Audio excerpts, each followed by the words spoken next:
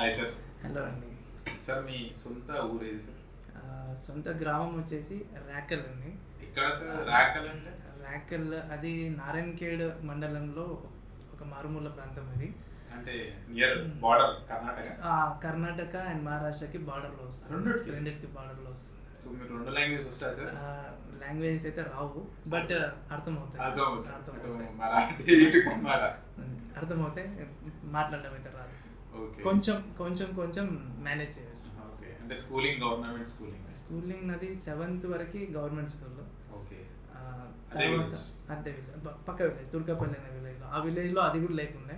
Okay. So పక్క village వరకు మేము నడుస్తూ వెళ్ళేసి స్కూలింగ్ చేసుకున్నాం. 7th క్లాస్ వరకు స్కూలింగ్ గవర్నమెంట్ స్కూల్. పేరెంట్స్ ఏం చేసేవాళ్ళు సార్? మా ఫాదర్ గవర్నమెంట్ టీచర్, ఆయన దగ్గరే నేను 7th క్లాస్ వరకు చదువుకున్నాను. ఓకే. మంచి మెమరీ. సో తర్వాత 7వ తరగతి తర్వాత అక్కడ ఆ ఊళ్ళో అంతవరకే ఉండే.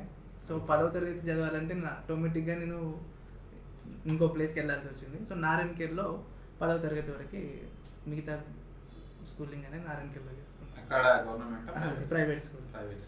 Telugu medium private school. ఏ ఇయర్ సార్ ఇది? 10th బ్యాచ్ నాది 99-2000 బ్యాచ్.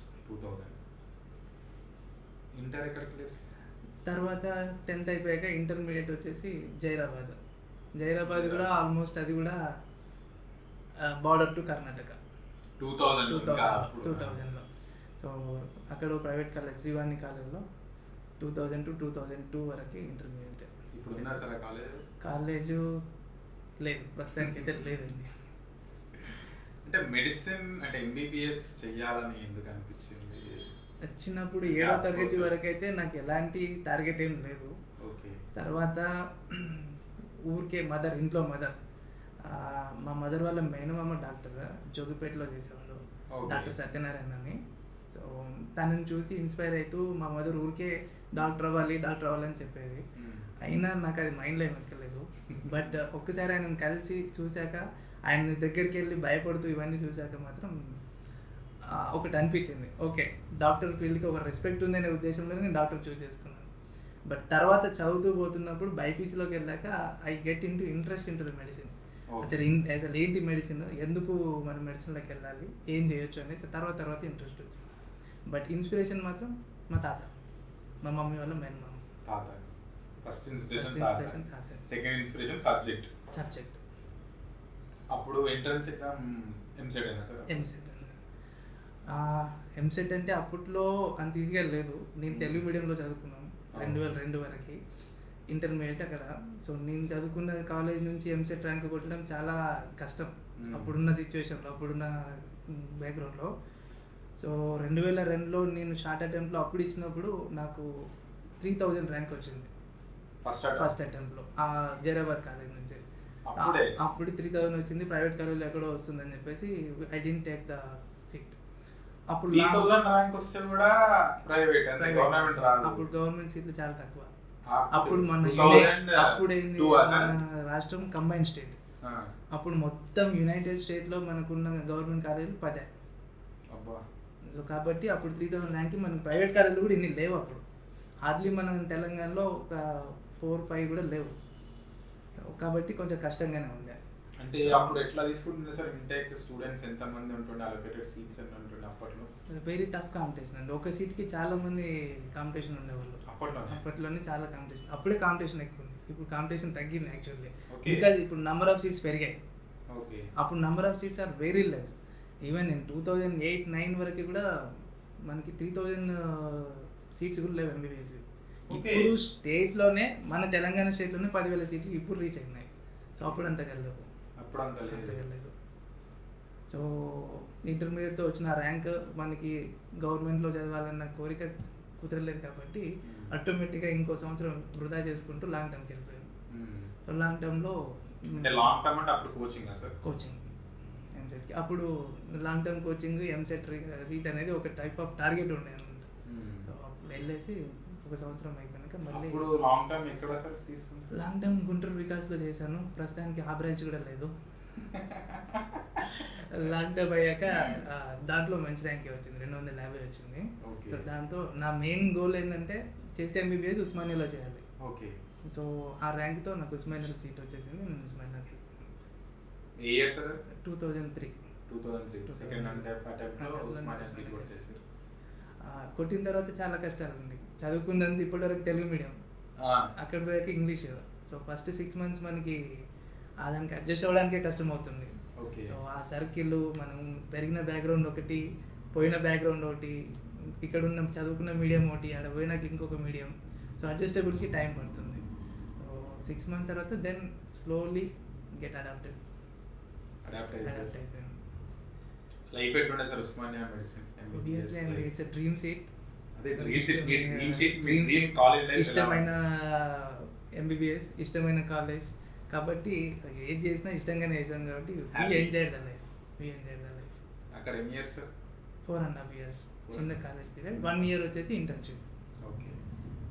అది ఎక్కడ? అక్కడేనా? అంటే ఆబ్వియస్లీ ఏ కాలేజీలో చేస్తే అక్కడ ఇంటర్న్షిప్ చేయాలి. అప్పుడు ఇంకా కొందరు చాలామంది వేరే వాళ్ళు ప్రైవేట్ కాలేజీలో చేసిన వాళ్ళు కూడా వాళ్ళకి ఎక్స్పోజర్ రాదు, పేషెంట్ ఎక్స్పోజర్ ఉండదు అనే ఉద్దేశంలో ట్రాన్స్ఫర్ ఇంటర్ని అంటాం, అట్లా టీఐ లాగా తీసుకొని ఉస్మానియాలో వచ్చి చేసేవాళ్ళు. సో ఇక్కడ లాట్ ఆఫ్ ఎక్స్పోజర్ ఉంటుంది. Osmania is affiliated to more hospitals. ఇప్పుడు టీబీ చెస్ట్ హాస్పిటల్ కానీ, సరోజిని హాస్పిటల్ కానీ, కోటి ఈఎన్టీ హాస్పిటల్ కానీ. సో ప్రతిదీ ఒక స్పెషాలిటీకి. అండ్ చెస్ట్ హాస్పిటల్ ఎర్రగడ్డలో, అండ్ సైకియాట్రిక్ హాస్పిటల్, ఇవన్నీ ఒక్కొక్క స్పెషాలిటీకి ఒక్కొక్క రీజనల్ హాస్పిటల్లే ఉన్నాయి కాలేజ్కి అఫిలియేటెడ్. కాబట్టి number of exposure is more. అందుకు ఉస్మానియాని ప్రిఫర్ చేసేవాళ్ళం. ఈఎన్టీ ఎందుకు చేయాలనిపించింది? అతను ఇంకా పెద్ద కథ. నాకు ఈఎన్టీ చేయాలనిపించి నేను జాయిన్ అవ్వలేదు. ఓకే. సో అయిపోయాక కన్ఫ్యూజన్. ఎంబీబీఎస్ అయిపోయాక ఏం చేద్దాం, పీజీ చేయాలి. అంతలోపు ఏముంది, ఇంకా సీనియర్స్ కొందరు నో గవర్నమెంట్ జాబ్ చేయాలి. So lot of confusion. There is no clarity. After MBBS clarity లేదు. 2009లో అయిపోయింది. 2009లో క్లారిటీ లేదు. ఏం చేస్తాం, అటు ఇటు ఆలోచించేసి సో ఇట్లా కాదు అని చెప్పేసి. అండ్ కొంచెం ఫ్యామిలీ ఇష్యూస్ వచ్చిండే. One of my brother expired in 2008. So కొంచెం మెంటల్లీ ఫ్యామిలీలో అన్ని డిస్టర్బెన్స్ వచ్చినాయి. ఈ టైంలో పీజీయా ఇదా అనేది క్లారిటీ లేక ఐ కేమ్ టు బ్యాక్ నారాయణఖేడ్కి వచ్చేసాను. వచ్చేసి అక్కడ రిమోట్ ఏరియా ఒక పిఎస్సిలో కాంట్రాక్ట్ మెడికల్ ఆఫీసర్గా జాయిన్ అయ్యి 10 months అలా చేశాక తర్వాత అర్థమైంది నేను అనుకుంది ఏంది, ఏం చేస్తున్నాము. నాకు PSC it's not the job is perfect, everything is fine. But చదువుకున్నది ఒకటి, పిఎస్సిలో చేస్తున్నది ఒకటి, రెండు అసలు ఎక్కడ మనం చదువుకున్న ఎంబీబీఎస్లో వచ్చిన నాలెడ్జ్ అది పిఎస్సిలో మనం పిఎస్సిలో ఏం చేస్తున్నాం కంప్లీట్లీ అంటే ఒక టైప్ ఆఫ్ క్లరికల్ జాబే ఉండే. ఆ ప్రోగ్రామ్ అంటారు, ఈ ప్రోగ్రామ్ అంటారు, దానికంటారు. అంటే ట్రీట్మెంట్ కన్నా ఎక్కువగా ఈ ప్రోగ్రామ్స్ ఎక్కువ. సో ఎక్కడో నాకు కొంచెం ఐఎమ్ నాట్ సాటిస్ఫైడ్. సో మళ్ళీ గట్టిగా ప్రిపేర్ అయిపోయి బ్యాక్ వెళ్ళేసి మళ్ళీ 1 year కూర్చొని ప్రిపేర్ అయ్యి పీజీ ప్రిపేర్ అయ్యాను. పీజీలో I'm interested in pediatrics. But unfortunately ఆ సీట్ నాకు ఆ ర్యాంక్ రాలేదు. ఆ ర్యాంక్ అయితే పీడియాట్రిక్స్ రాదు. 2011 మధ్యలో. సో అప్పుడు పీడియాట్రిక్స్ ట్రై చేసేసి ఇంకా రావట్లేదు. నాకు ఇంకా ఇయర్ టైం వేస్ట్. అందుకే ఆల్రెడీ కొంచెం ఇష్యూస్లో ఉంది కాబట్టి I want to settle as early as possible. So నేను ఇంకా 1 year వెయిట్ చేసుకొని ఇష్టమైన బ్రాంచ్ కన్నా let it enter whatever the branch I get అనే ఉద్దేశంలో తిరుపతిలో ఈఎన్టీ సీట్ అవైలబుల్ ఉండే. And SPM social preventive medicine ఉస్మానియాలో ఉండే. కాలేజ్ ఆల్రెడీ నేను ఉస్మానియాలో నేను ఎంబీబీఎస్ చేసుకున్నా కాబట్టి I want enter in the clinical డిపార్ట్మెంట్కి వెళ్ళాలి, నాకు పేషెంట్ ఇంటరాక్షన్ కావాలనే ఉద్దేశంలో I left it and choose ENT. తిరుపతికి వెళ్ళి అది కూడా డిప్లొమా ఇన్ ఈఎన్టీ చేశాను, నాట్ ద మాస్టర్స్. తర్వాత మళ్ళీ మాస్టర్స్ డిప్లొమా అయిపోయిన తర్వాత 2 years అయిపోయాక మళ్ళీ ఇక్కడ వచ్చి సంగారెడ్డిలో కంపల్సరీ 1 year రూరల్షిప్ అనేది ఉంది మనకి. 1 year అది 1 year మన డిస్ట్రిక్ట్ హాస్పిటల్, ఇక్కడ డిస్ట్రిక్ట్ హాస్పిటల్లో చేస్తూ. సో నాకు అప్పుడేమనిపించింది, diploma I'm trained in ENT but I'm not satisfied with my degree. So డిప్లొమాతో ప్రాక్టీస్ చేస్తే ఏంది అని మళ్ళీ ఎప్పుడు ఫ్యూచర్లో డిసాటిస్ఫాక్షన్ రావద్దనే ఉద్దేశంలో again I went into డిఎన్బికి మళ్ళీ ఎంట్రన్స్ రాసి డిఎన్బి సెకండరీ డిఎన్బి మళ్ళీ ఈఎన్టీలోనే యశోద హాస్పిటల్లో చేశాను. Tirupati Ruya Ruya SVMC. Sri Venkateswara medical college, government college. అది కూడా ఫేమస్ ఆ ఏరియాలో. అది మంచి కాలేజ్ అండి. యాక్చువల్లీ నాకు ఈఎన్టీలో ఒక ఇంట్రెస్ట్, ఫస్ట్ ఈఎన్టీలో జాయిన్ అయినాక 6 months నాకు ఈఎన్టీ ఇంట్రెస్ట్ లేదు. మళ్ళీ నేను పీజీ అటెంప్ట్స్ ఇచ్చాను, పీడియాట్రిక్స్ కోసం ట్రై చేశాను, అవన్నీ అయిపోయినాయి. 6 months అయ్యాక ఫిక్స్ అయిపోయాను ఇంకా కంప్లీట్లీ ఈఎన్టీ. ఎప్పుడు నాకు ఇంట్రెస్ట్ వచ్చింది ఈఎన్టీలో అంటే కొన్ని కాన్ఫరెన్స్కి వెళ్ళినప్పుడు ఎలాబొరేటెడ్గా చూపించారు ఈఎన్టీ. ఎంతకుముందు ఈఎన్టీ అంటే ఏంది ఇంత చిన్న సబ్జెక్ట్ అనే ఫీలింగ్ ఉండేది. ఆ ఎలాబొరేషన్ ఎట్లా అంటే ఎండోస్కోపీస్ మనం యూజ్ చేసేసి we're reaching up to the skull base. So brain యొక్క బేస్ వరకు వెళ్ళేసి అక్కడ ఉన్న పిట్యూటరీ ట్యూమర్స్ కూడా తీసేస్తున్నారు, లేటరల్ స్కల్ బేస్కి వెళ్ళేసి మొత్తం ఇంట్రా క్రెనియల్ ట్యూమర్స్ని అప్రోచ్ చేస్తున్నారు. ఇంత vast measure, even thyroid, head and neck malignancies కూడా డీల్ చేస్తున్నారు.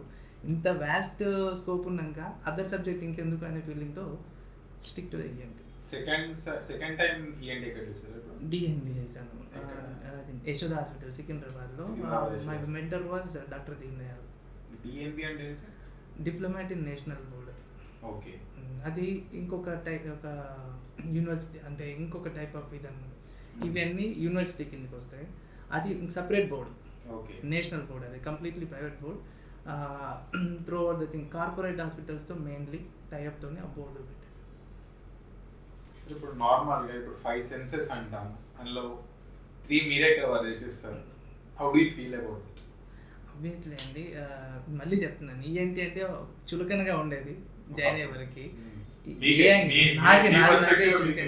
బట్ నేను జాయిన్ అయ్యాక నా యాంగిల్లో అన్నీ చూస్తుంటే టేస్ట్ మా దాంట్లో ఉంది, స్మెల్ ఇక్కడే ఉంది, హీరింగ్ ఇక్కడే ఉంది. సో 3 సెన్సెస్ ఆర్ నా హ్యాండ్లో ఉన్నప్పుడు ఆ సెన్స్లో ఏ సెన్స్ వాళ్ళు నష్టపోయినా if we're able to help the patient, so definitely it give lot of satisfaction. Sir ఇప్పుడు ఈఎన్టీ ఇయర్ నుండి స్టార్ట్ చేద్దాం మనం. బేసికల్గా ఇయర్ ఇష్యూస్ ఏమి ఉంటాయి? యాక్చువల్గా ఇయర్ ఫంక్షనింగ్ అంటే నార్మల్గా వినడం మట్టుకేనా, దానికి ఇంకొక పర్పస్ ఏమైనా ఉందా? మంచి క్వశ్చన్ అడిగానండి. ఫస్ట్ మళ్ళీ నేను ఇక్కడ నా మెయిన్ థింగ్ ఏం చేస్తాను అంటే ఇయర్లో కూడా నాకు పీడియాట్రిక్స్ ఇంట్రెస్ట్ కాబట్టి, ముందు నుంచి నేను పీడియాట్రిక్ మీదే ఉన్నాను కాబట్టి, ఫస్ట్ ప్రాబ్లం నాకు చాలా పేషెంట్స్ ఇయర్ ప్రాబ్లంతో పిల్లలే వస్తారు. సో అట్లా నేను సాటిస్ఫైడ్ అయిపోయినాను. నా పీడియాట్రిక్ చేయలేదనే ఫీలింగ్ కూడా నాకు ఇక్కడ వెళ్ళిపోయింది. సో నేను డీలింగ్ మినిమం ఒక 50% పీడియాట్రిక్ పేషెంట్నే చూసుకుంటున్నాను రోజు. సో ఇయర్ పెయిన్ ఉంటుందండి. ఇయర్ది మెయిన్ కాన్సెప్ట్ అయితే హీరింగే. అండ్ అపార్ట్ ఫ్రమ్ వినికిడి మనకు బ్యాలెన్స్ ఉంటుంది, మన బ్యాలెన్స్ మెయింటైన్ చేసేది కూడా ఇయరే. సో ఇన్నర్ ఇయర్లో లాబ్రింత్ అని ఉంటుంది. బ్యాలెన్స్ మనం ఎలా కూర్చుంటున్నామా, పడుకుంటున్నామా, ఏ పొజిషన్లో ఉన్న సిగ్నల్ నిరంతరంగా బ్రెయిన్కి ఆ లాబ్రింత్ నుంచి వెళ్తూ ఉంటాయి. సో ఈ లాబ్రింత్, స్పైనల్ కార్డు అండ్ వెన్పాము అండ్ కన్ను, ఈ 3 కోఆర్డినేటెడ్గా బ్రెయిన్కి సిగ్నల్ ఇస్తూ మన బ్యాలెన్స్ని మెయింటైన్ చేస్తాయి. అందులో వన్ ఆఫ్ ద మెయిన్ లాబ్రింత్ కాబట్టి, so balance is the main. Apart from hearing balance అనేది అంటే సార్ ఇప్పుడు మీరు ఈ లాబ్రింత్ తోని ఇప్పుడు మామూలుగా కోఆర్డినేషన్ ఇవన్నీ అన్నారు కదా, ఇప్పుడు మోషన్ సిక్నెస్ అంటే ఇప్పుడు కార్లో వెళ్ళేటప్పుడు కానీ, బస్లో కానీ, ఏదైనా moving vehicle apart from 2 wheelers for anything, దానికి రీజన్ ఇదేనా? వన్ ఆఫ్ ద రీజన్ అండి, వన్ ఆఫ్ ద రీజన్ ఇదే. మెయిన్ రీజన్ ఏంటంటే మనకు పొజిషన్లో ఈ కెనాల్స్ ఉంటాయి, లాబ్రింత్ కెనాల్స్ ఉంటాయి, సుపీరియర్, లాటరల్ అండ్ ఇది హారిజాంటల్ అని. ఆ కెనాల్లో ఓటోలిత్ అనే చిన్న పార్టికల్స్ ఉంటాయి. అవి డిస్ప్లేస్ అయినప్పుడు ఆ మూమెంట్లో స్టిమ్యులేట్ అవుతుంది అనమాట మనకి. అంటే నాకు డ్రైవింగ్ సీట్ లో ఉంటే ఏం కాదు, అదే బ్యాక్ సీట్ లో ఉంటే automatic. One of the reason అన్నాను. మళ్ళీ ఇంకేంటంటే our motion is control by spinal cord, labyrinth and eye కోఆర్డినేటెడ్గా ఉండాలి. డ్రైవింగ్ సీట్లో ఉన్నప్పుడు నువ్వు you will be stable with the steering hand. So there is no maximum movement. Other సీట్లో especially back seat కన్నా కూడా డ్రైవింగ్ పక్క సీట్లో ఉన్నప్పుడు మోషన్ సిక్ వచ్చే ఛాన్సెస్ ఎక్కువ ఉంటాయి. ఎందుకంటే ఆ బ్రేక్ వచ్చినప్పుడు, అది వచ్చినప్పుడు ఎక్కువ వెనక ముందు మూమెంట్ ఎక్కువ వచ్చినప్పుడు ఆటోమేటిక్గా ఈవెన్ బస్ అయినా సరే ఎక్కడైనా సరే. So one of the reason year. అంటే నార్మల్గా అపార్ట్ ఫ్రమ్ మెడిసిన్, అంటే ఇంటర్నల్ తీసుకునే మెడిసిన్ కాకుండా ఇయర్ ని కవర్ చేసుకునే ఏమన్నా మోషన్ సిక్నెస్ అవాయిడ్ చేయవచ్చు? కష్టం. ఇది నువ్వు ఇయర్ ఎక్స్పోజర్ వల్ల నీకు ఇది రావట్లేదు. మళ్ళీ బ్యాలెన్సింగ్ వల్ల, మూమెంట్ వల్ల వస్తుంది, బాడీ మూమెంట్ వల్ల వస్తుంది. కాబట్టి మెడిసిన్, ఆ లాబ్రింత్ అని సెడేట్ చేసే మెడిసిన్ ఇస్తే it will be control.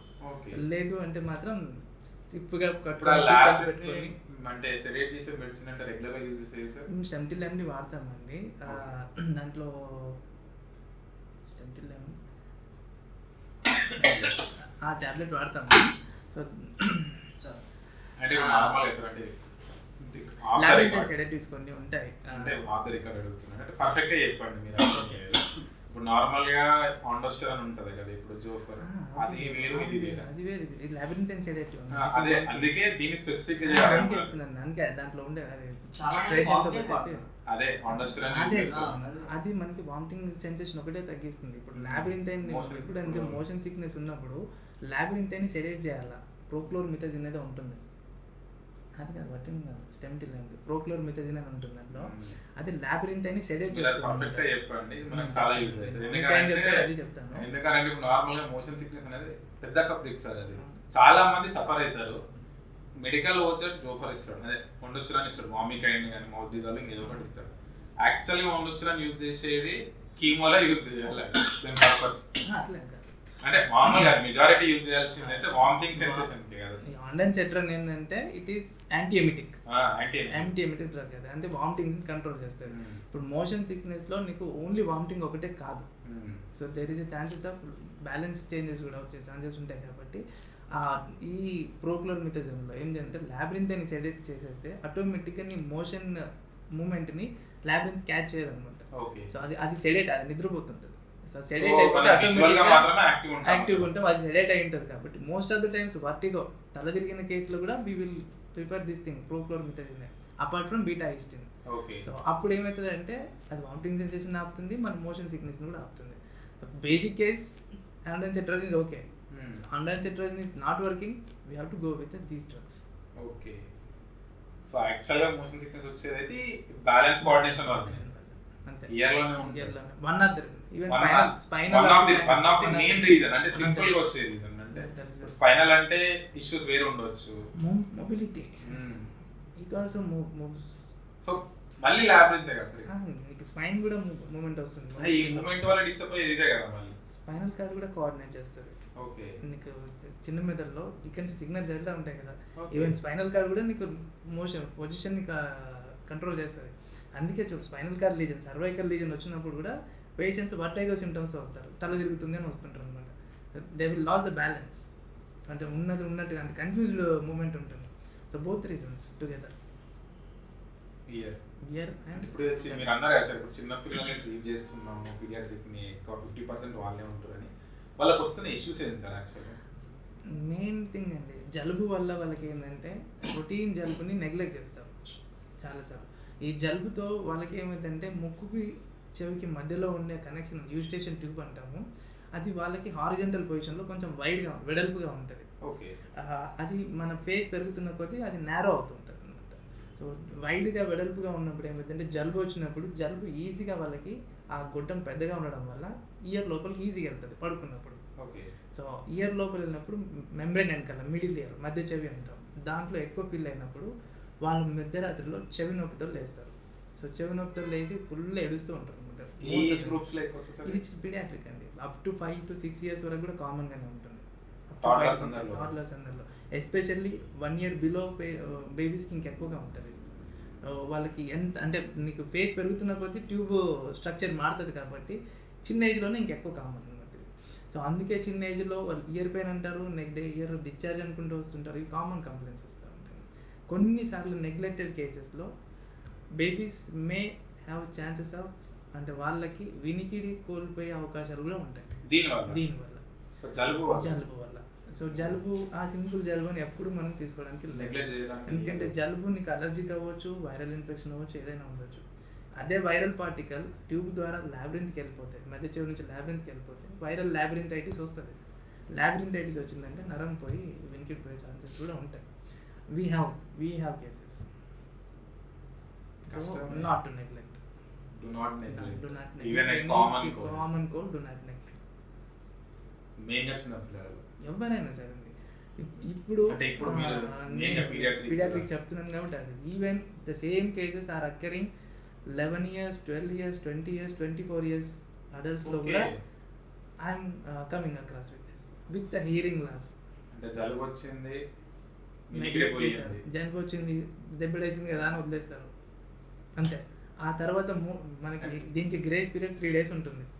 So ఆ 3 రోజుల్లో మనం ఒకవేళ కరెక్ట్గా ఇంటర్వ్యూని చేయలేకపోతే, అందులో నరం ఒకవేళ వీక్ అయిపోతే there is chances of hearing loss. అంటే సిమ్టమ్ ఏముంటుంది సార్ నార్మల్గా? ఇప్పుడు Symptoms నార్మల్గా కొన్నిసార్లు అంటే జలుబు వచ్చినప్పుడు ఒక సబ్మర్జ్డ్ ఫీలింగ్ వస్తుంది మనకి నార్మల్. కొన్నిసార్లు మాత్రం, ప్రతిసారి జలుబు వచ్చినప్పుడు ఆ సబ్మర్జ్డ్ ఫీలింగ్ రాదు, కానీ కొన్ని కేసెస్లో మాత్రం ఏదో నీళ్ళలో మునిగిపోయినట్టు తల మొత్తం ముంచేసిన ఫీలింగ్ వస్తుంది. సో అది దీనికి రిలేటెడ్ అండి. చాలాసార్లు మనకేముంటుంది అంటే ఒక అపోహ, జలుబు వచ్చినప్పుడు జలుబు కన్నా చాలామంది చెవులో నీళ్లు పోయినాయి అందుకే బ్లాక్ అయింది అనే ఆ కంప్లైంట్తోనే వస్తారు మాకు. చెవులో నీళ్ళు పోవడం అంటూ ఏమి ఉండవండి. ఓకే. చెవులో నీళ్లు పోతే మన కెనాల్ క్లియర్ అనాటమీ ఉంటుంది, ఎస్షేప్ అనాటమీ ఉంటుంది, అలా పోతే మెమ్బ్రెయిన్ జరిగి ఇలా బయటకు వస్తాయి. సో చెవులో నీళ్లు పోయి వినికి తగ్గడం అనేది ఉండదు. కానీ ఈ చెవులో స్నానం ఎక్స్టర్నల్ కొన్ని రేర్ సిచ్యువేషన్స్, అది కూడా వ్యాక్స్ ఉన్నప్పుడు ఆ వ్యాక్స్ స్వెల్లింగ్ అయినప్పుడు బ్లాక్ అవుతుంది. అది okay, that is common, we can evaluate. But most of the times ఈ స్నానాలు చేసినప్పుడు ఇవి అయినప్పుడు జలుబు చేస్తుంది. ఆ జలుబు అర్థం కాక ట్యూబ్ బ్లాక్ అవుతుంది, ముక్కుకి చెవుకున్న కనెక్షన్ బ్లాక్ అవుతుంది. బ్లాక్ అయినప్పుడు వాళ్ళకి ఏంటంటే జలుబు అంతా పోయి మధ్య చెవులో నుండి వాళ్ళకు వాటర్ ఉన్న ఫీలింగే వస్తుంది. వీళ్ళు ఏం చేస్తారంటే వాటర్ అదే ఉంటుంది, అదే చెవులు అంతా నీళ్ళు నిండిపోయినాయి అన్నట్టుగా ఉంటుంది. వాళ్ళు ఏమనుకుంటారు, స్నానం చేసినాం చెవులు నీళ్ళు పోయినాయి వచ్చేస్తాయిలే అనే దాంట్లో నెగ్లెక్ట్ చేస్తారు. అక్కడ చాలామంది ఇబ్బంది పడతారు. అదొక్కటి రాంగ్. చెవులో నీళ్ళు పోవడం అనే కంప్లైంటే రాంగ్. నూనె పోస్తారా కదా సార్ చెవుల వల్ల? అదేంది అంటే నార్మల్ చెవు నొప్పి అయితే అంటే కొంచెం ఆయిల్ వేడి చేస్తారు అంటే ఒకప్పుడు మన పాత జనరేషన్లో మనకి ఏం డయాగ్నోసిస్ లేదు, మనకి అసలు చెవులో అనాటమీ ఏముంటుందో తెలియదు, ఏం తెలియదు. మనకి చెవు గురించి తెలిసిందంతా గిమిలి, వ్యాక్స్, జీబిలి అంటాం కదా, అది మాత్రం తెలుసు. వాళ్ళ కాన్సెప్ట్ ఏంటంటే చెవులో నూనె పోస్తే అది కరిగిపోతుంది, అది వచ్చేస్తుంది, సాఫ్ట్ అవుతుంది, కరిగి బయటకు వస్తుంది, అంతవరకు తెలుసు. సో తర్వాత లోపల ఏమవుతుంది, మెంబ్రెయిన్కి ఏమన్నా రంధ్రాలు ఉన్నాయా, ఆ నూనె లోపలికి వెళ్ళి ఏమన్నా నరాన్ని దెబ్బతీస్తుందా, ఇవేవి తెలియదు. చెవులో నూనె పోయడం అనేది తప్పు, కరెక్ట్ కాదు. అంటిల్ అన్లెస్ మనం డయాగ్నోస్ చేస్తే తప్ప చెవులో ఏది వేయకూడదు. ఈవెన్ డ్రాప్స్ కూడా, చెవు నొప్పి వచ్చింది డ్రాప్స్ వద్దు. లాట్ ఆఫ్ రీజన్స్ ఉంటాయి ఇయర్లో, బ్లైండ్గా ఏది చేయకూడదు. ఓకే. ఈవెన్ ఇయర్ డ్రాప్స్ కూడా చేయకూడదు. ఈవెన్ మెడికల్ షాప్ చాలా కాల్స్ వస్తాయి, సార్ చెవి నొప్పి వస్తుంది కానీ డ్రాప్స్ పెట్టుకోండి. అవసరమైతే ఓపీపీ పే చేయకండి, రండి నేను చూస్తాను చెప్తాను. ఎందుకంటే ఇప్పుడు వ్యాక్స్ లేకుండా వానికి కర్ణబెరికి రంధ్రం ఉంది, సో డీవ్యాక్స్ డ్రాప్స్ వేస్తారు, కామన్గా డీవ్యాక్స్ వాడుకుంటుంటారు. ఆ డీవ్యాక్స్లో ఉండే పారాబెంజోయిక్ యాసిడ్ అనేది ఆ రంధ్రం నుంచి చెవి మధ్య చెవులోకి వెళ్ళేసి అక్కడ ల్యాబ్రింత్ మీద నరం మీద ప్రెషర్ ఇచ్చేసి chances of hearing loss. So సింపుల్గా పోయేటివి కాంప్లికేట్ చేసుకోవాలి. నార్మల్ ఎగ్జాంపుల్ మాత్రమే, ఒక మొబైల్ సెన్సార్స్ కానీ లేదా లేటెస్ట్గా వచ్చిన కార్ సెన్సార్స్ కానీ ఎంత సెన్సిటివ్ ఉంటే మన సెన్సార్ అంతే సెన్సిటివ్. అందుకే సెన్సార్ కానీ సార్ అదే delicate, we have to handle. మనం చాలా సున్నితంగా దీన్ని హ్యాండిల్ చేయాలి, చాలా జాగ్రత్తగా అంటే టేకెన్ ఫర్ గ్రాంటెడ్ అనేది ఉండవద్దు, అది ఉండకూడదు. ఇంతకుముందు మా పెద్దవాళ్ళు చెప్పారంటే ఇంతకుముందు వేరు ఇప్పుడు వేరు. అప్పుడు మన ఏరాలో డయాగ్నోసిస్ లేదు, ఇప్పుడు ఉంది. అప్పుడు ఫెసిలిటీస్ లేవు, ఇప్పుడు ఉన్నాయి. ఉన్నప్పుడు వాడుకోవాలి, పద్ధతిగానే వెళ్ళాలి. అప్పుడు ఏమైనా అయినా కూడా పెద్దగా వరి అవ్వకపోవాలి. ఇప్పుడు ప్రతి చిన్నదాన్ని కూడా మనం డిపెండ్ అవుతున్నాం కాబట్టి డెఫినెట్లీ. యాక్చువల్గా సార్ ఇప్పుడు నార్మల్గా ఇప్పుడు వ్యాక్స్ అన్నారు, ఇప్పుడు జిబ్లీ అన్నారు కాబట్టి అది మనం క్లీన్ చేయాల్సిందేనా లేదా ఆటోమేటిక్గా క్లీన్ అవుతుంది? వ్యాక్స్ అనేది మనకి ఇప్పుడు స్వెట్ ఎట్లా వస్తుందో అలా మన ఇయర్లో సెరమిన్ గ్లాండ్స్ ఉంటాయి. ఆ సెరమిన్ గ్లాండ్స్ నుంచి వ్యాక్స్ అనేది ఉత్పత్తి అవుతూ ఉంటుంది. దానిలో యాంటీ బ్యాక్టీరియల్ ఎలిమెంట్స్ ఉంటాయి, అంటే బ్యాక్టీరియాని చంపే ఎలిమెంట్స్ కొన్ని ఉంటాయి దాంట్లో. అది యూస్ఫుల్ ఆర్గాన్. అది మనకి వ్యాక్స్ ప్రొడక్షన్ అనేది మన చెవికి అవసరం. మన చెవిని వెట్గా ఉంచుతుంది, అట్ ద సేమ్ టైం ఏదైనా ఇన్ఫెక్షన్స్ వచ్చినప్పుడు ఫైట్ చేసి ప్రివెంట్ చేస్తుంది. కొన్నిసార్లు ఎక్కువ వ్యాక్స్ ఉండి ఏమైనా ఇన్సెక్ట్స్ పోతుంటే కూడా దాన్ని అబ్స్ట్రక్షన్ కూడా చేస్తుంది. ఏ యాంగిల్లో చూసినా వ్యాక్స్ అనేది బెనిఫిషియరీ తప్ప లాస్ అయితే కాదు. అది తీయడానికి పోయి చాలామంది ఏం చేస్తారంటే ఆ ఇయర్ బడ్స్ పెట్టుకొని తోస్తారు లోపలికి, తోసి ఇంపాక్ట్ చేస్తారు. సో ఒక కెనాల్లో మనం తీస్తూ దాన్ని తోసినప్పుడు అది ఇంపాక్ట్ అవుతుంది, ఇంపాక్ట్ అయిన వ్యాక్స్ బయటికి రాదు, లోపల రాదు, అప్పుడు ట్రబుల్ అవుతుంది. So better not to clean. ఆ S shape design ear canal ఏదైతే ఉందో అది సెల్ఫ్ క్లిన్సింగ్ అంటాం. ఆటోమేటిక్గా వ్యాక్స్ మనం హెడ్ బాత్ చేసే టైంలో వాటర్ పోయి బయటికి క్లీన్ అయితే వస్తుంది. We have to clean out side the పిన్న. పిన్న బయటనే క్లీన్ చేయాలి తప్ప లోపల చేయాలి. సో దాని క్లీనింగ్ అనేది అవసరం లేదు. It has a self cleansing property until unless మనకి బాగా బ్లాక్ అయితే తప్ప దాని జోలికి వెళ్ళదు. అప్పుడు కూడా మెడికల్ అడ్వైస్ సీక్. అంతేగాని దాన్ని అనవసరమైన ఇయర్ బడ్స్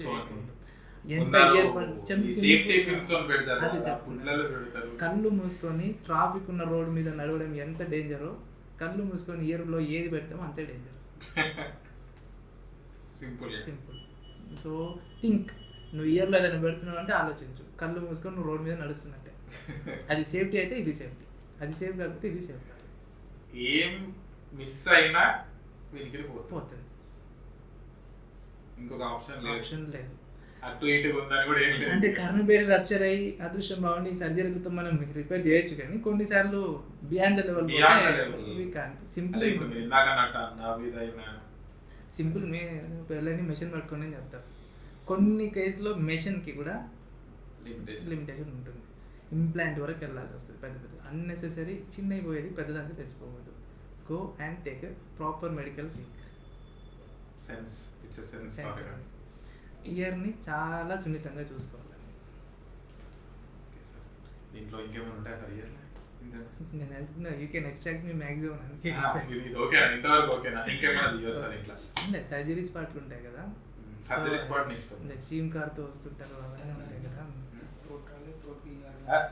ఎన్నో టీ ఉంది, ఈ కార్నే ఉన్నాను. ఇంకా ఈఎన్టీ అనేది ఒక పర్పస్ ఉంది బ్రో. అక్కడ ఇయర్ ఈడ్ ఉంది, పర్పస్ ఉంది దానికి. అంతే అండి. సబ్జెక్ట్ లేకపోతే you can extract me more అని తీస్తాము. ఇది కూడా ఉంది, ఇది కూడా ఉంది కదా, తీద్దాము.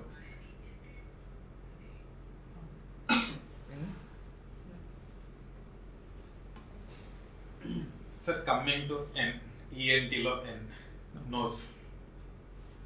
నార్మల్గా ఇప్పుడు చాలా మంది అనుకునేది ఏంటంటే బ్రీతింగ్కి మాత్రమే, అపార్ట్ ఫ్రమ్ దట్ స్మెల్లింగ్ అంతేనా? లేకపోతే ఇప్పుడు ఇయర్లో ఉన్నట్టు దీనికి కొన్ని మెయిన్ సెన్సెస్ అయితే అంతే అండి. స్మెల్, సెన్స్ పరంగా స్మెల్, ఫంక్షన్ పరంగా బ్రీతింగ్, ఇది main thing. Apart from that beauty. మనకి ముక్కు అనేది అందాన్ని కూడా ఇస్తుంది. ఓకే. సో ఫేస్ చూడగానే నీ ముక్కు బాగుంది, ప్రతి ఒక్కరు కామెంట్ చేసేది ఇవే ఉంటాయి అనమాట. కాబట్టి బ్యూటీ ఫ్యాక్టర్ కూడా ఉంటుంది దీనికి. అది it comes in to cosmetic part. Okay. So main దాని ఫంక్షన్ అయితే sense function is smell and breathing. సరే, ఇప్పుడు నార్మల్గా జలుబు వచ్చినప్పుడు, ఇప్పుడు పిల్లలలో కానీ నార్మల్గా ఇందాక మీరు అన్నట్టు ఇయర్లోకి ఎంటర్ అయ్యి ఇన్ఫెక్షన్స్, ఇయరింగ్ లాస్ అట్లాంటివి అన్నట్టు నార్మల్గా స్మెల్ లాస్ అనేది జరుగుతుందా? ఈ సెన్స్ లాస్ జరుగుతుంది. చాలా కామన్గానే జరుగుతుంది. కానీ మళ్ళీ రీబ్యాక్ వచ్చేస్తుంది. ఇప్పుడు ఈ జలుబు అనేది చాలా రకాలుగా ఉంటుంది. చాలా మటుకి అలర్జిక్ కోల్డే ఉంటాయి. డస్ట్ పడుకును, క్లైమేట్, అట్మాస్ఫియర్ చేంజ్ అయ్యో వీటి వల్ల వచ్చే జలుబు, అలర్జిక్ కోల్డ్ అనేది పెద్ద ట్రబుల్ చేయదు. కొన్నిసార్లు వైరల్ రైనైటిస్ వస్తాయి. ఈ వైరల్ పార్ట్ ఇంతకుముందు ఎట్లయితే ల్యాబ్రింత్కి వెళ్ళేసి ఆ సెన్సర్ నర్వ్ ఏం చేసిందో, ఇక్కడ కూడా మన స్మెల్ నర్వ్స్ ఉంటాయి, ఆల్ఫాక్టివ్ నర్వ్స్ అంటాం ముక్కు పై భాగంలో. అవే ఆ స్మెల్ని బ్రెయిన్కి క్యారీ చేస్తాయి అనమాట. సో ఈ వైరల్ అనేది ఎప్పుడైతే ఆల్ఫాక్టివ్ నర్వ్ని రీచ్ అవుతుందో అప్పుడు స్మెల్ సెన్సేషన్ కూడా పోయే ఛాన్సెస్ ఉంటుంది. కామన్గా మీరు చూసారు కోవిడ్ ఫస్ట్ వేవ్ అందరూ లాస్ ఆఫ్ టేస్తూనే చాలామంది వచ్చారు. మిగతా కంప్లైంట్ లేదు. ఆ కోవిడ్ వైరస్ అనేది ఆల్ఫాక్టివ్ నర్వ్ని అటాక్ చేసింది. So there is a common chance. Smell పోయింది అంటే కూడా నెగ్లెక్ట్ చేయకూడదండి. As early as possible consult ఇవ్వండి. అండ్ ప్రాపర్ ఎస్పెషల్లీ ఇట్లాంటి కేసెస్లో స్టిరాయిడే పెడతారు. స్టిరాయిడ్ పెట్టేసి అది ఫస్ట్ 3 daysలో ఇవి ఇంటర్వెన్ మనం మొదటి 3 రోజుల్లో మనం ప్రాపర్గా ట్రీట్ చేస్తే ఈ సెన్సరీ ఆర్గన్స్, ఈవెన్ హీరింగ్ అయినా స్మెల్ అయినా, we can get back maximum up to 80% back. 80 to 90% మనం బ్యాక్ తెచ్చుకోవచ్చు. వస్తుందిలే చూద్దాంలే అన్నారు అనుకోండి, ఆఫ్టర్ 3 days, ఆఫ్టర్ 72 hours న్యూరోప్లాక్సియా కాస్త కొంచెం వేరే కన్వర్ట్ అయిపోయి chances will be reduced. So A medicine పెట్టినా అవకాశం తగ్గిపోతుంది. సరే, ఇప్పుడు నోస్ తీసుకుంటే ఇయర్ కంటే కూడా థ్రోట్కి ఇంటర్లింక్డ్ ఎక్కువగా డైరెక్ట్ కాంటాక్ట్ నో అండి. నో అంటారు కదా, నార్మల్ ఇప్పుడు బ్రీతింగ్ తీసుకున్నప్పుడు నోస్ నుండి ఏదైనా కూడా అదే చెప్తున్నా, అంటే నోస్కే కాంటాక్ట్. ఇయర్కైనా థ్రోట్కైనా దేనికైనా సెంటర్ పాయింట్ నోసే. ఓకే. సో మీకు నోస్ నుంచే కాంటాక్ట్స్ ఉండేది ఈవెన్ థ్రోట్కైనా ఇయర్కైనా. So nose is the center point. Regular వచ్చే ఇన్ఫెక్షన్స్ అంటే ఇప్పుడు కోల్డ్ ఇవి కాకుండా అలర్జీ ఎంతవరకు ఎఫెక్ట్ ఇస్తుంది సార్ నార్మల్గా? అలర్జీ చాలా ఎఫెక్ట్ ఇస్తుందండి. ఇంతకుముందు మనకున్న క్లైమేట్లో ఒక 5% పీపుల్ ఉండేది. యూఎస్లో maximum number of allergy cases ఎక్కువ ఉండేవి. ఇప్పుడు రీసెంట్ డేస్లో we're getting more allergy cases, చాలా అలర్జీ కేసెస్ వస్తున్నాయి. చాలా కారణాలు దానికి. ఇప్పుడు మెయిన్గా మనం కాంక్రీట్ జంగల్లో ఉంటున్నాం. సో లాట్ ఆఫ్ కన్స్ట్రక్షన్స్, రోడ్లు, ఈ సిమెంట్ మెయిన్గా డస్ట్ అనేది బాగా పెరిగిపోయింది. అండ్ అదర్ థింగ్ డీఫారెస్టేషన్, చెట్లు బాగా చేస్తున్నాం కాబట్టి పొల్యూషన్ అనేది ఎక్కువగా అవుతుంది. బయట వెహికల్స్ పెరిగిపోయినాయి, దాంతో కూడా పొల్యూషన్ వస్తూ ఉంది. Industries pollution. అండ్ ఈవెన్ కొన్నిసార్లు అలర్జీకి ఏంటంటే పొలెన్స్ నుంచి కూడా వస్తుంది. చెట్లు చిన్న చిన్న ఈ ప్లాంట్స్ సో ఆ చిన్న ప్లాంట్స్ గడ్డి నుంచి కూడా అక్కడ వచ్చే పోర్స్ అవి కూడా మనకు అలర్జీ బాగా చేస్తూ ఉంటాయి. పార్థీనియం అని ఉంటుంది మెయిన్లీ అలర్జీ, దాని నుంచి వచ్చే పొలెన్స్ చాలా అలర్జీ. కాంప్లికేషన్ ఏముంటుంది సార్ అలర్జీ? అలర్జీ అనేది కాంప్లికేషన్ కాదండి, ఇది ఒక టార్చర్. Direct torture. అలర్జీ వ్యాధి కాదు, అలర్జీ అనేది నేచర్. సో వాళ్ళ సిస్టమ్ అలర్జీ అనేది ఎలా ఉంటుందంటే వాళ్ళకి హైపర్ ఇమ్యూన్ సిస్టమ్. మెయిన్గా నీకు ఏదైనా వస్తుంటే ఎవరికైనా మనకి రిఫ్లెక్సెస్ ఏముంటాయంటే మన ముక్కు మెయిన్ ఫంక్షన్ ఇక్కడ టర్మినేట్స్ అని ఉంటాయి. దాని ఫంక్షన్ ఏంటంటే లోపలికి ఫారిన్ మెటీరియల్ రాకుండా చూసుకోవడం, లోపల మన ముక్కులో గాలి బ్రీతింగ్ ఏదైతే ఉందో దాని ఎయిర్లో ఉండే టెంపరేచర్ని మాడిఫై చేసి రెగ్యులేట్ చేసి యాక్ట్స్ లైక్ ఏసీ అనమాట. సో వేడిగా ఉన్న వాతావరణాన్ని చల్లగా మార్చడం, చల్లగా ఉన్నప్పుడు దాన్ని కొంచెం నార్మల్ టెంపరేచర్ చేసి లంగ్స్కి ప్రొటెక్ట్ చేస్తూ ఉంటుంది. సో అలర్జీ నేచర్లో ఏమవుతాయంటే ఈ డస్ట్ని కానీ ఈ ఏదైతే నార్మల్ వెదర్తో వచ్చిన గాలి ఉంటుందో దానికి ఇవి రియాక్షన్తో ఒకటి స్నీజింగ్ రిఫ్లెక్స్ని యాక్టివేట్ చేస్తుంది. డస్ట్ ఏదైనా వచ్చిందంటే దాన్ని బయటికి నెట్టాలి, అది sneezing.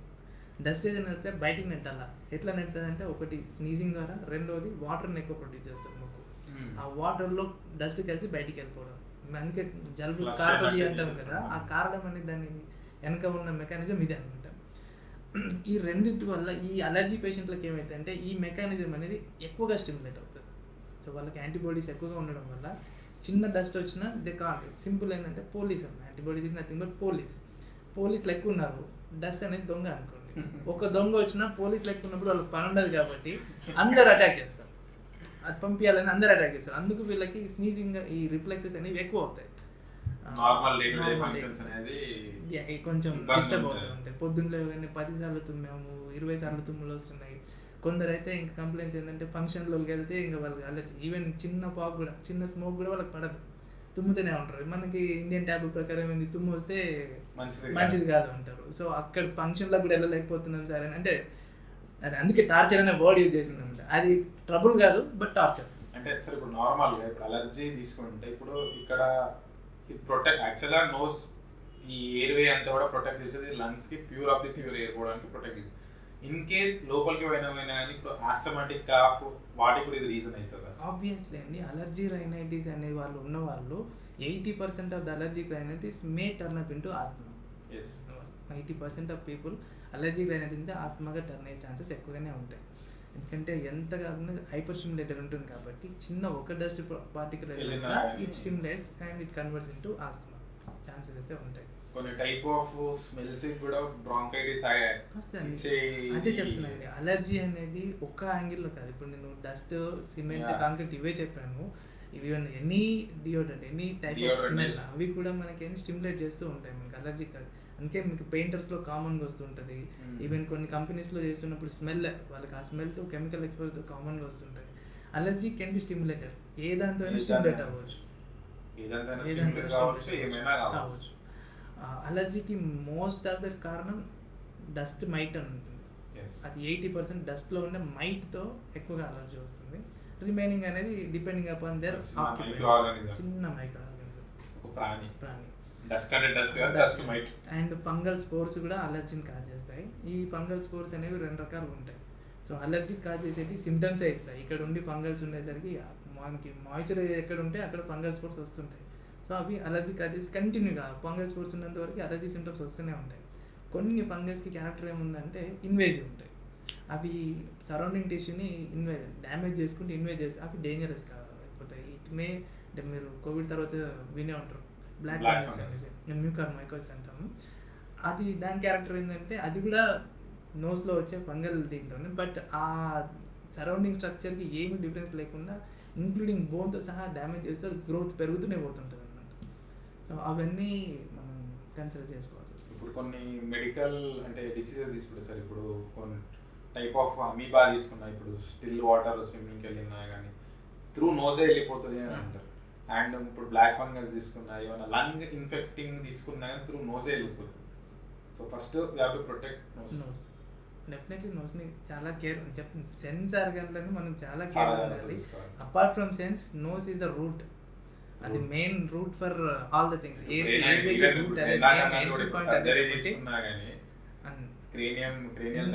ఏదానికైనా it is entry point. Entry point మనం చాలా ఇట్స్ గేట్ కీపర్ అని. గేట్ని ఎంత బాగా చూసుకుంటే లోపల అనేది అంత సేఫ్గా ఉంటుంది. If gate is not properly built, so inner అనేది డ్యామేజ్ అవుతుంది. సార్ ఇప్పుడు అమీబా దగ్గర వచ్చినాం కాబట్టి ఇప్పుడు స్విమ్మింగ్ ఇప్పుడు బయట వాటర్స్ కానీ ఇప్పుడు స్విమ్మింగ్ పూల్స్ కానీ నోస్ని మనం ప్రొటెక్ట్ చేసుకోవచ్చా, లేకపోతే దానివల్ల వచ్చే కాంప్లికేషన్స్ ఏముంటాయి? నోస్ని ప్రొటెక్ట్ చేయడానికి ఏమీ లేదండి స్విమ్మింగ్లో మనకి. మోస్ట్ ఆఫ్ ద టైం మేము చెప్తామంటే ఇయర్ని ప్రొటెక్ట్ చేసుకోండి అని చెప్తాము. అడ్వైజ్ ఏంటంటే ఈ అలర్జీ వాళ్ళు ఉన్న కొంచెం బ్లాకేజ్ ఉన్నా కానీ డైవింగ్స్ లాంటివి అవాయిడ్ చేస్తే సరిపోతుంది. మెయిన్గా డైవింగ్స్ అవాయిడ్ చేస్తే సరిపోతుంది. అండ్ వీలైనంత వరకు స్టోర్ వాటర్లో అక్కడ పాండ్స్లో కొంచెం స్టోర్ వాటర్ ఉంటాయి, అట్లాంటి దగ్గర మునగకపోవడం బెటర్. ఎందుకంటే ఫంగల్ స్పోర్స్ కామన్గా ఉంటాయి అక్కడ. ఆ ఫంగల్ స్పోర్స్ వచ్చేసి ఇప్పుడు వరకు చెప్పిన ఏఎఫ్ఆర్ఎస్ కావచ్చు, ఇన్వేజివ్ ఫంగల్ కానీ ఎనీథింగ్, సో చాలా కేర్ఫుల్గా ఉంది. Even swimming pools chlorine utilization కూడా ఎలర్జీకి వీటన్నిటికి డ్యూయల్ అండి, అది మళ్ళీ డబుల్ ఎడ్జెస్ వాడేది. క్లోరిన్ అనేది అది అన్ని యాంటీ బ్యాక్టీరియల్ ఎలిమెంట్ అన్ని యాంటీ ఇన్ఫెక్టివ్గా పనిచేస్తుంది. అట్ ద సేమ్ టైం ఆ స్మెల్, ఆ బ్లీచింగ్ పౌడర్ ఆ స్మెల్ పడక అలర్జీస్ డెవలప్ అయిన వాళ్ళు కూడా ఉంటారు. So if you are allergic don't go. అంటే ఇప్పుడు యాక్చువల్లీ చెప్పాలంటే నేచర్ లో ఇప్పుడు moving waters like rivers you can swimming pool కూడా వీఆర్ నాట్ టెల్లింగ్ అంటే వద్దు అని చెప్పడానికి లేదు. బట్ మనకి ఇష్యూ వస్తుందంటే మాత్రం without medical advice don't go to swimming. అంతే. ఎందుకంటే స్విమ్మింగ్తో తర్వాత ఇయర్ పెయిన్ వచ్చి నోస్ వల్లే ఇయర్ బ్లాక్ అయిపోయి ఇయరింగ్ పోయిన వాళ్ళు చాలా మంది ఉన్నారు స్విమ్మింగ్లో. కాబట్టి బెటర్. అందుకే స్విమ్మింగ్ చాలా ఇన్స్టిట్యూషన్లో స్విమ్మింగ్కి సర్టిఫికేట్ అడుగుతారు. ఈఎన్టీ సర్టిఫికేట్ తీసుకురండి అని అడుగుతారు. ఈవెన్ డైవింగ్ లో కూడా ఇయరింగ్ లాస్ అవుతుంది సార్. ఇప్పుడు డెఫినెట్లీ అవుతుంది. బ్యారోట్రామా జరుగుతుంది ఖచ్చితంగా. అందుకే ఆర్మీ రిక్రూట్మెంట్ వాళ్ళు కూడా కొన్ని మంచి టైం పడుతుంది. నో స్విమ్మింగ్ అన్నారు. అన్నిసార్లు మన చేతిలో ఉండదు అది. అన్నిసార్లు ఆ రప్చర్ అనేది 80% నార్మల్ అవుతుంది, కానీ 20% దేర్ ఇస్ ఎ ఛాన్స్. చెప్పలేదు అప్పుడు అన్నారు, డాక్టర్ అన్నారు అప్పుడు చూసిన. నాట్ ఓన్లీ స్విమ్మింగ్ కాదు, ఈవెన్ ఫ్లైట్ జర్నీ కూడా వి విల్ అవాయిడ్. అంటే issue even flight journey cold ఉన్నప్పుడు వద్దు అని చెప్తాం. అట్మాస్ఫియర్ ప్రెషర్ చేంజెస్ వచ్చేసి there is a chances of barotrauma పోతే మొత్తం అంతే. ఇంకో అసలు ఎటు పోయినా ఈ సెన్సార్ అనేది పోతే అంటే పోతుంది, ఉంటే ఇట్ డిపెండ్ అండి. పోవచ్చు పోకపోవచ్చు. పోయిందంటే పోయింది. అందుకే చాలా మటుకు కూర్చోబెట్టి ఓపికగా జాగ్రత్తలే చెప్పి పంపిస్తాం. పోయిన తర్వాత precaution is better than cure.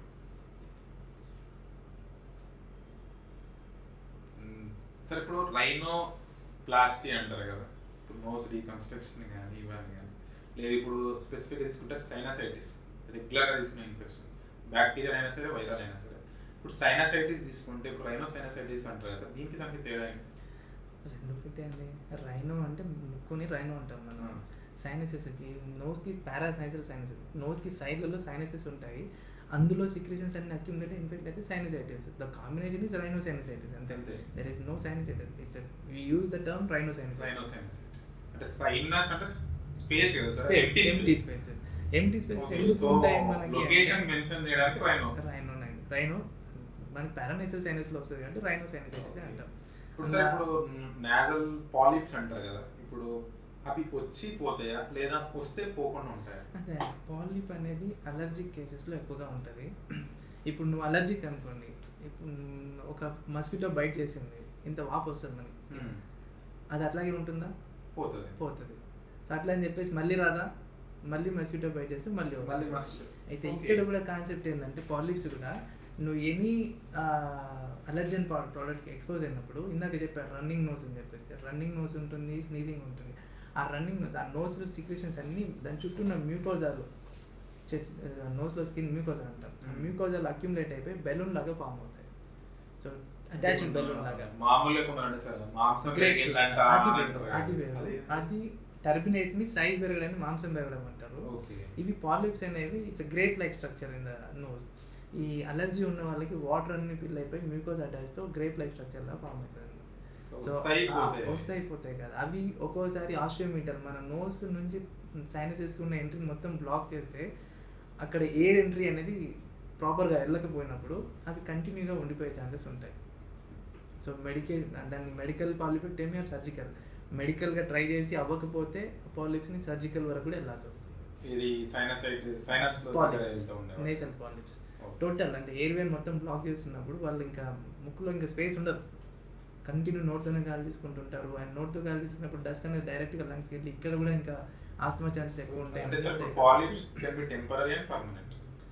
Polyps అనేవి టెంపరీ పర్మనెంట్ అంటే ఉండే ఉంది. పాలిప్స్ అనేవి ఇట్ ఈస్ అలర్జిక్ అనేది నార్మల్లీ అలర్జిన్ ప్రోడక్ట్ పోయినప్పుడు they can control on their own, or else మనం మెడిసిన్ ఇచ్చినప్పుడు, స్టిరాయిడ్ లాంటి మెడిసిన్ ఇచ్చినప్పుడు మెడికల్ పాలిప్స్ బట్టి సైజ్ ష్రింక్ అయిపోయి తగ్గే ఛాన్సెస్ ఉంటాయి.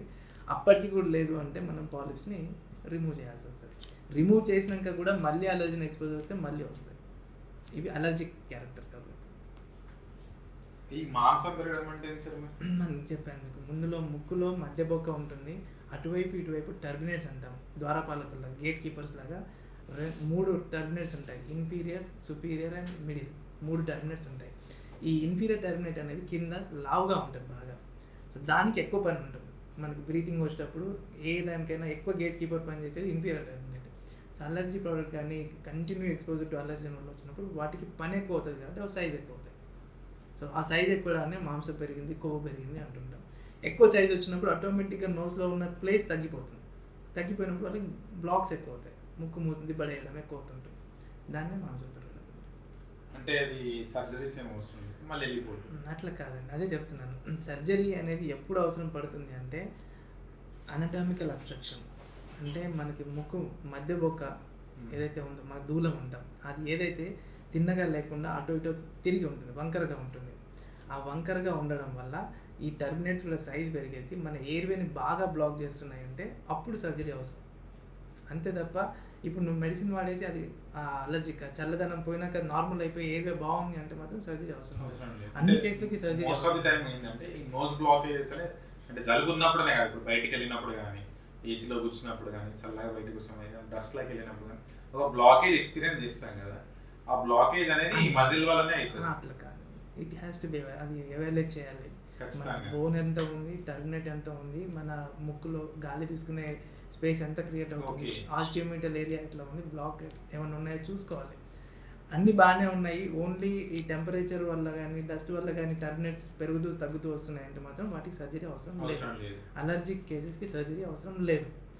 అంటిల్ అన్లెస్ మనకి అబ్స్ట్రక్షన్, అనటామికల్ అబ్స్ట్రక్షన్ ఉంటే, అంటే ఆ దూలం బెండ్ ఉండి అప్పుడు అపోజిట్ టర్మినేట్ పెరుగుతుంటుంది అనమాట. అట్లాంటివి పెరిగి సైనసెస్కి వెళ్ళే గాలిని బ్లాక్ చేస్తుండి హెడేక్స్, ఫ్రీక్వెంట్గా తలనొప్పులు ఇస్తూ ఉండి, లేదంటే ఫ్రీక్వెంట్గా జలుబులు అవుతుంటుంది దీనివల్ల. అప్పుడు and one of the main cause అండి గురక. ఈ అబ్స్ట్రక్షన్ రావడం వల్ల గాలి పోవడానికి ప్లేస్ లేకపోవడం వల్ల నోట్తో గాలి తీస్తుంటారు, అప్పుడు గురక కూడా వస్తుంటుంది. ఈ కారణాల్లో ఉన్నప్పుడు మాత్రం ఆ సర్జరీకి వెళ్ళాలి.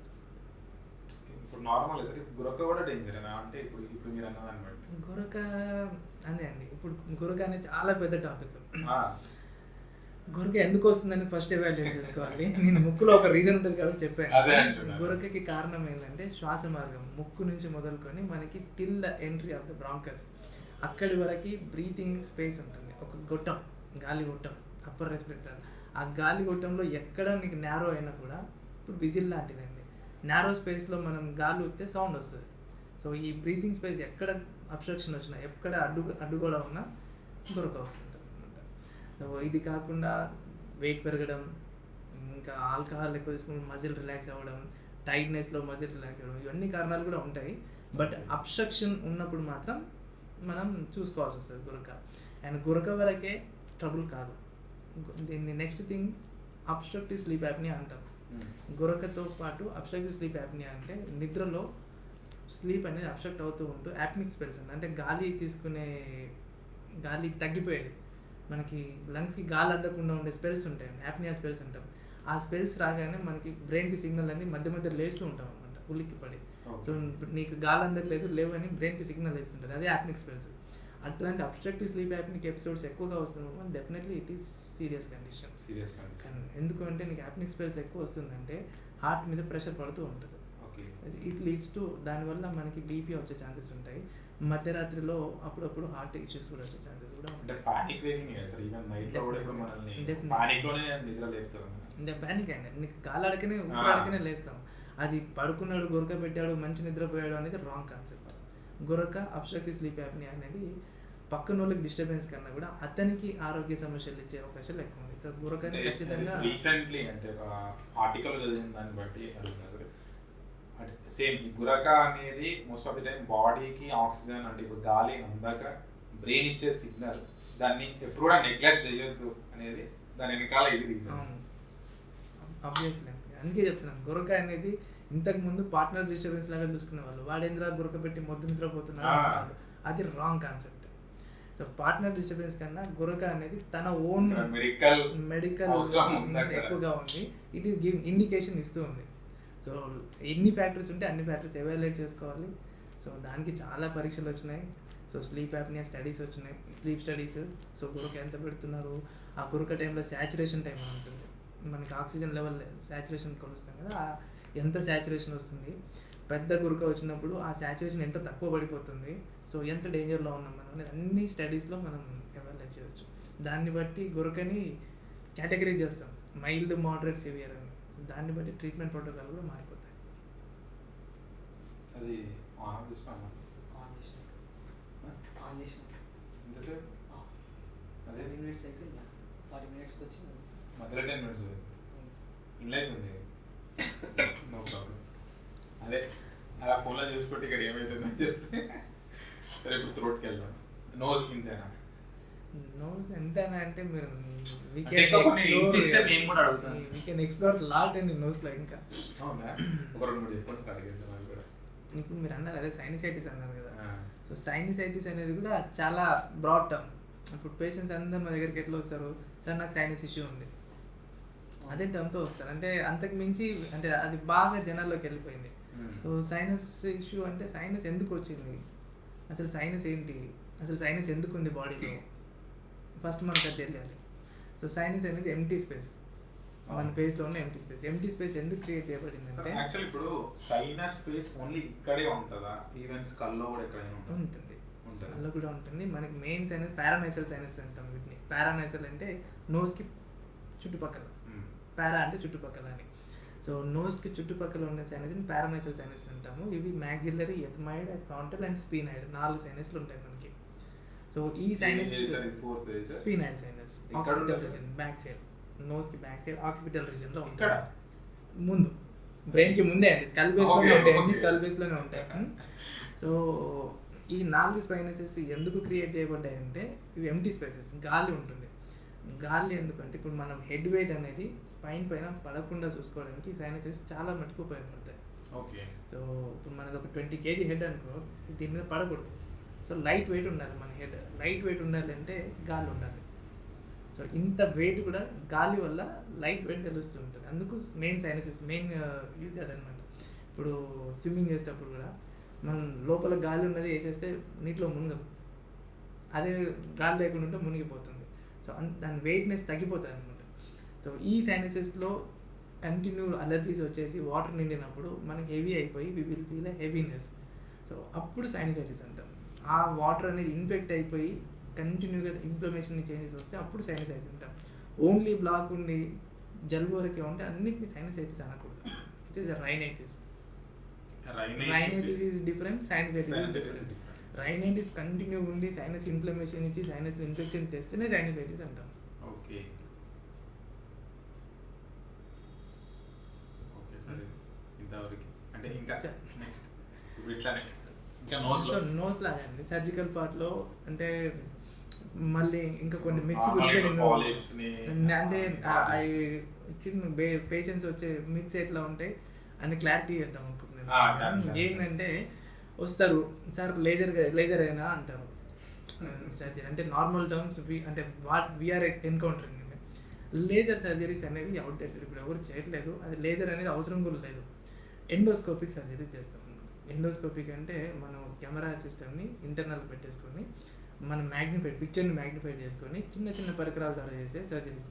సో ఇవి కుట్లు లేకుండా ఏం లేకుండా ఇంటర్నల్ అన్ని కరెక్షన్ చేస్తాయి ఎండోస్కోపిక్. అండ్ దీంట్లో చాలా ఎక్విప్మెంట్స్ వచ్చినాయి మనకి లేటెస్ట్గా, డీబ్రైడర్ అని, కోబ్లైడర్ అని. సో చిన్న చిన్న ఎక్విప్మెంట్స్ మనం ఇంటర్నల్ వీఆర్ అప్రోచింగ్ అంటే స్కల్ బేస్ వరకు కూడా అప్రోచ్ చేసే సర్జరీస్ వచ్చినాయి.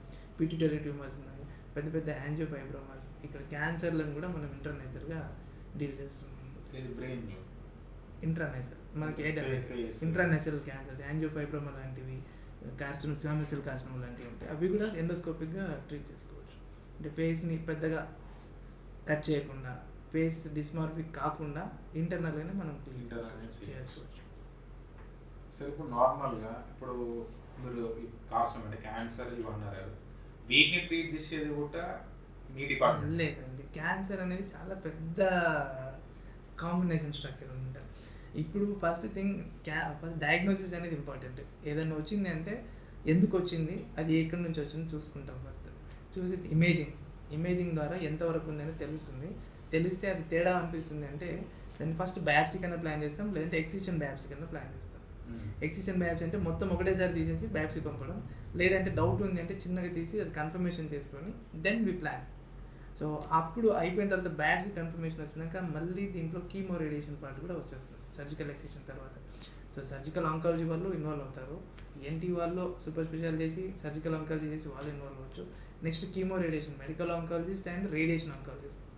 కీమో అనేది మెడికల్ ఆంకాలజిస్ట్ ఇస్తారు, రేడియేషన్ అనేది రేడియేషన్ ఆంకాలజిస్ట్ ఇస్తారు. Depending upon the stage of the cancer and దాని స్ప్రెడ్డింగ్ని బేస్ చేసుకొని ఏది ఎవరికి అవసరం అనేది కరెక్ట్గా దాన్ని బట్టే డిసిషన్ తీసుకుంటారు. అండ్ క్యాన్సర్ అనేది అక్కడే ఉందా, డిస్టెన్స్ మెటాస్ అంటారు, బ్రెయిన్కి లంగ్స్కి ఏమైనా పాకిందా, అన్నీ మనకి పెట్ స్కాన్లో బయటపడతాయి. దాన్ని బట్టి కూడా treatment protocol and grading staging అనేది మారుతుంది. సో నార్మల్గా ఇప్పుడు సైనసైటిస్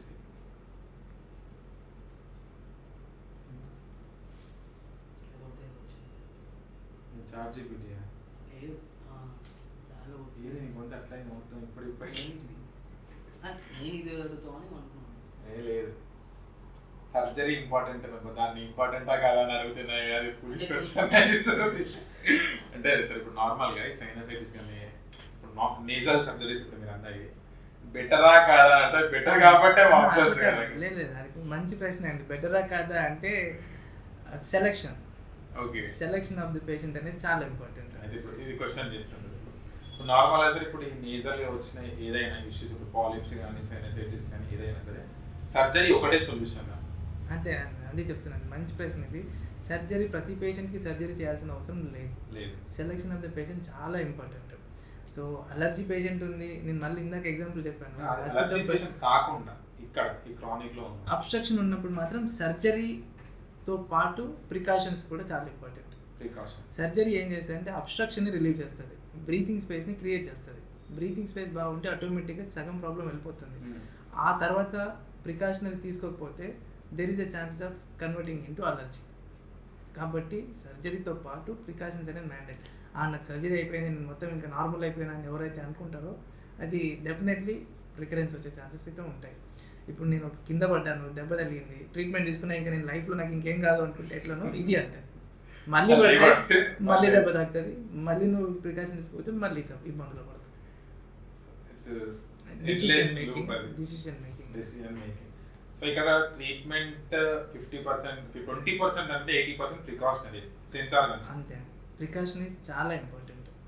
మనకి అబ్స్ట్రక్షన్స్ వచ్చినప్పుడే మనకి సర్జికల్ పార్ట్ అనేది మేజర్ రోల్ అవుతుంది తప్ప అబ్స్ట్రక్షన్ లేకుండా అలర్జిక్ పార్ట్ ఉన్నప్పుడు ప్రికాషన్సే better. The best treatment for allergy is precaution. Remaining treatment చాలా అవైలబుల్ ఉన్నాయండి. అలర్జీ టెస్ట్లు ఉన్నాయి, ఎందుకు అలర్జీ వస్తుందో కనుక్కోవడం ఉంది. ఆ అలర్జీకి నాన్ స్పెసిఫిక్ ఇమ్యూనోథెరపీ అని ఉంది, స్పెసిఫిక్ ఇమ్యూనోథెరపీ ఉంది, మనకి ప్రోబయోటిక్స్ ఉన్నాయి, చాలా ఉన్నాయి. బట్ అన్నీ కూడా మ్యాక్సిమం 70 to 80%.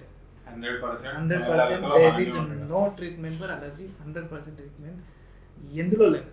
అలోపతే కాదు, హోమియోపతి, యునాని ఏది తీసుకో ఎందులో లేదు. కమింగ్ టు టీ థ్రోట్ థ్రోట్కి వెళ్ళిపోతాం. నోస్ మాక్సిమం కవర్ చేసాం. ఇంకా పెండింగ్ ఉన్నాయి. సర్జికల్ పార్ట్ వద్దులేదు, థ్రోట్కి వెళ్ళిపోతాం. అంటే వాస్ట్ సబ్జెక్ట్ ఇప్పుడు. అంటే ఇప్పుడు ఇంకోటి మీ టైమింగ్ ఉంది అంటే కంటిన్యూ చేద్దాం, లేదు కానీ ఇంకో సపరేట్ సెషన్ చేద్దామంటే సపరేట్ చేద్దాం. థ్రోట్కి వెళ్ళిపోదాం. కమింగ్ టు టీ థ్రోట్, ఈఎన్టీలో టీ థ్రోట్. ఇప్పుడు థ్రోట్ అంటే ఇప్పుడు నార్మల్గా మాకున్న ఐడియా ఇది ఒకటే, కానీ ఇక్కడ ఇది ఎక్కడ నుండి ఎక్కడ వరకు వెళ్తుంది? పన్ను నుంచి తీసుకొని ఇక్కడ వరకు వెళ్తుందా? అందండి. ఇప్పుడు మనకి థ్రోట్లో ఇప్పుడు నీకు చాలా, ఇప్పుడు నువ్వు ఆల్రెడీ సెన్సార్ గాని అన్నారు, టంగ్ టేస్ట్ అని చెప్పేసి. అది కాకుండా మనకి చాలా ఇంపార్టెంట్ ఫంక్షన్ ఉంది throat, speech and swallowing. So ఇప్పుడు ఆ మెకానిజం ఎక్కడి వరకు ఉంటుంది అంటే అంతవరకు థ్రోటే వస్తుంది. ఫ్రమ్ ద లిప్ నుంచి మొదలుకొని టంగ్ బేస్ వరకు కూడా మనం వరకు వస్తుంది. టంగ్ బేస్ నాలుక వెనక భాగంలో ఉంటుంది, అంతవరకు మనకు థ్రోటే వస్తుంది. దాని వెనకాల నెక్స్ట్ ఏమవుతుందంటే ఈసోఫాగస్ స్టార్ట్ అవుతుంది. ఫ్యారింగ్స్ రికోఫారింగ్స్ వరకు కూడా థ్రోట్ కింద తీసుకుంటాం. ఆ తర్వాత ఈసోఫాగస్ ఫుడ్ పైప్ స్టార్ట్ అవుతుంది, అది ఫుడ్ పైప్ కిందకి వెళ్ళిపోతుంది. ముందు భాగంలో ఎయిర్వే లారింగ్ స్టార్ట్ అవుతుంది, అది ఎయిర్వే కింద వెళ్ళిపోతుంది. సో ఇక్కడ ఓరల్ క్యావిటీ అంటాం, దాని తర్వాత ఫ్యారింగ్స్, ఓరోఫారింగ్స్, క్రికోఫారింగ్స్, అంతవరకు మనం థ్రోట్ కింద కన్సిడర్ చేసుకోవచ్చు. So lip to tongue base. Normal sir. ఇప్పుడు ఇందాక మీరు అన్నారు కదా, నోస్ దాని స్మెల్ సెన్స్ కోల్పోవచ్చు అండ్ మళ్ళీ రావచ్చు. ఈ రేర్ కేసెస్లో ఈ టేస్ట్ సెన్స్ కోల్పోయే ఛాన్స్ ఉంటుందా? ఉంటుందండి, డెఫినెట్లీ ఉంటుంది. కామన్ రేర్ కొంచెం తక్కువ. కంపారిటివ్లీ టేస్ట్ స్మెల్ పోవడం అనేది కొంచెం రేర్గానే ఉంటుంది. టేస్ట్ స్మెల్ పోవడానికి చాలా కారణాలు ఉన్నాయి. ఒకటి ఏంటంటే మనం టేస్ట్ బడ్స్ ఉంటాయి, చాలా మనకి నాలుక పైన టేస్ట్ బడ్స్ ఉంటాయి. అవి థర్మల్ డ్యామేజ్ జరిగిన, హాట్గా తీసుకోవడం కానీ కొన్ని ఘాటుగా తీసుకోవడం కానీ థర్మల్ డ్యామేజ్ జరిగి కూడా టేస్ట్ సెన్సేషన్ పోతాయి. బట్ అది మళ్ళీ రికవర్ అవుతూ ఉంటాయి. నెక్స్ట్ థింగ్, టేస్ట్కి కాడా టింపాని నర్వ్ అని ఒకటి ఉంటుంది. అది మన ఇయర్ వెనకాల నుంచి ఫేషియల్ నర్వ్ నుంచి బ్రాంచ్ అనమాట, అది వచ్చి టేస్ట్కి సప్లై చేస్తుంది. ఆ ఇయర్ ఇన్ఫెక్షన్లో కూడా టేస్ట్ స్మెల్ పోవడం జరుగుతూ ఉంటుంది కొన్ని సందర్భాల్లో. ఇప్పుడు నార్మల్ కొన్నిసార్లు ఈ కన్నులో కానీ చెవులలో కానీ కొన్ని డ్రాప్స్ తీసుకుంటే థ్రోట్ అనేది ఒక చేదు టేస్ట్ వస్తుంటుంది కదా. ఇప్పుడు ఇయర్లో అదే చెప్పాను, ఇయర్లో డ్రాప్స్ వేస్తే చేదు టేస్ట్ వస్తుందంటే నీకు ఖచ్చితంగా కర్ణబేరికి రంధ్రం ఉన్నట్టే. అంతే.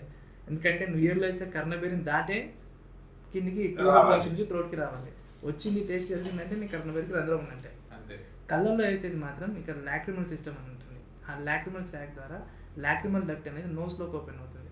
అందులోకి వచ్చిన ఇది నాసోఫారింగ్స్, ముక్కు వెనక భాగం నుంచి గొంతులోకి వస్తుంది, అది కళ్ళల్లో, అది నార్మల్ మెకానిజం. బట్ ఇయర్లో వేసింది నీకు టేస్ట్ తెలిసిందంటే మాత్రం నీకు మెమరీ లేనట్టే. ఖచ్చితంగా చూపించుకోవడం బెటర్. సరే, ఇప్పుడు నార్మల్గా ఈ నోజ్ ఇన్ఫెక్షన్స్ ఉన్నట్టు ఈ థ్రోట్ ఇన్ఫెక్షన్స్ అనేవి ఉంటాయి కదా. ఇప్పుడు రెగ్యులర్గా తీసుకుంటే ఇప్పుడు ఈ లారింజైటిస్ అని కానీ ఇవి కొన్ని ఉంటాయి కదా. ఇక్కడ కూడా క్లైమేట్ చేంజ్ అయినప్పుడల్లా మనకి నార్మల్ ఇవన్నీ సెన్సిటివ్ థింగ్సే కాబట్టి కొంచెం టెంపరేచర్ మాడిఫై అయినా ఏది ఉన్నా మన throat is a very ample of bacterias ఉంటాయి మన థ్రోట్లో. చాలా కంటిన్యూ అవి స్టిమ్యులేట్ అయిపోయి ఎస్పెషల్లీ మెయిన్ ఆర్గానిజం స్ట్రెప్టోకోకస్ అని ఉంటుంది. సో స్ట్రెప్టోకోకస్ ఊరికైనా స్టిమ్యులేట్ అయిపోయి టాన్సిల్ ఇన్ఫెక్షన్స్, ప్యారింజల్ ఇన్ఫెక్షన్స్ రెగ్యులర్గా ఇస్తుంటాయి.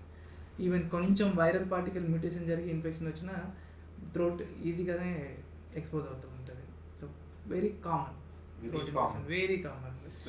All season changes throat infection is quite common. First infection throat infection వస్తుంది. అదే నార్మల్ ఏదైనా గొంతు కొంచెం ఇదైతుంది, నాకు జలుబు వచ్చేటట్టు ఉంది, కామన్ గొంతు ఇదైంది, నాకు గొంతు అలా అని ప్రతి గొంతు ఇరిటేషన్ ఇన్ఫెక్షన్ కాదు.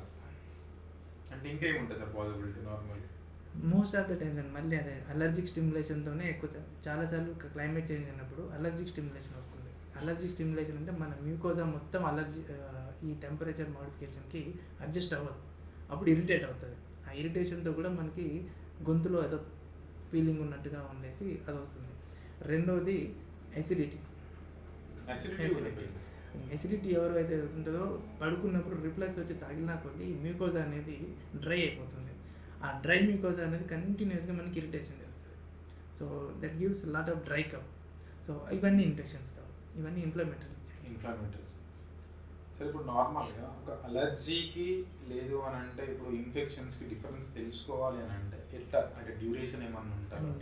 ఏదైనా ఫస్ట్ 2 daysలో ఎవ్రీథింగ్ మనం ఇరిటేషన్ ఇన్ఫ్లమేషన్ లాగానే చూస్తామండి, ఎనీ వైరల్ పార్ట్ ఏదైనా సరే.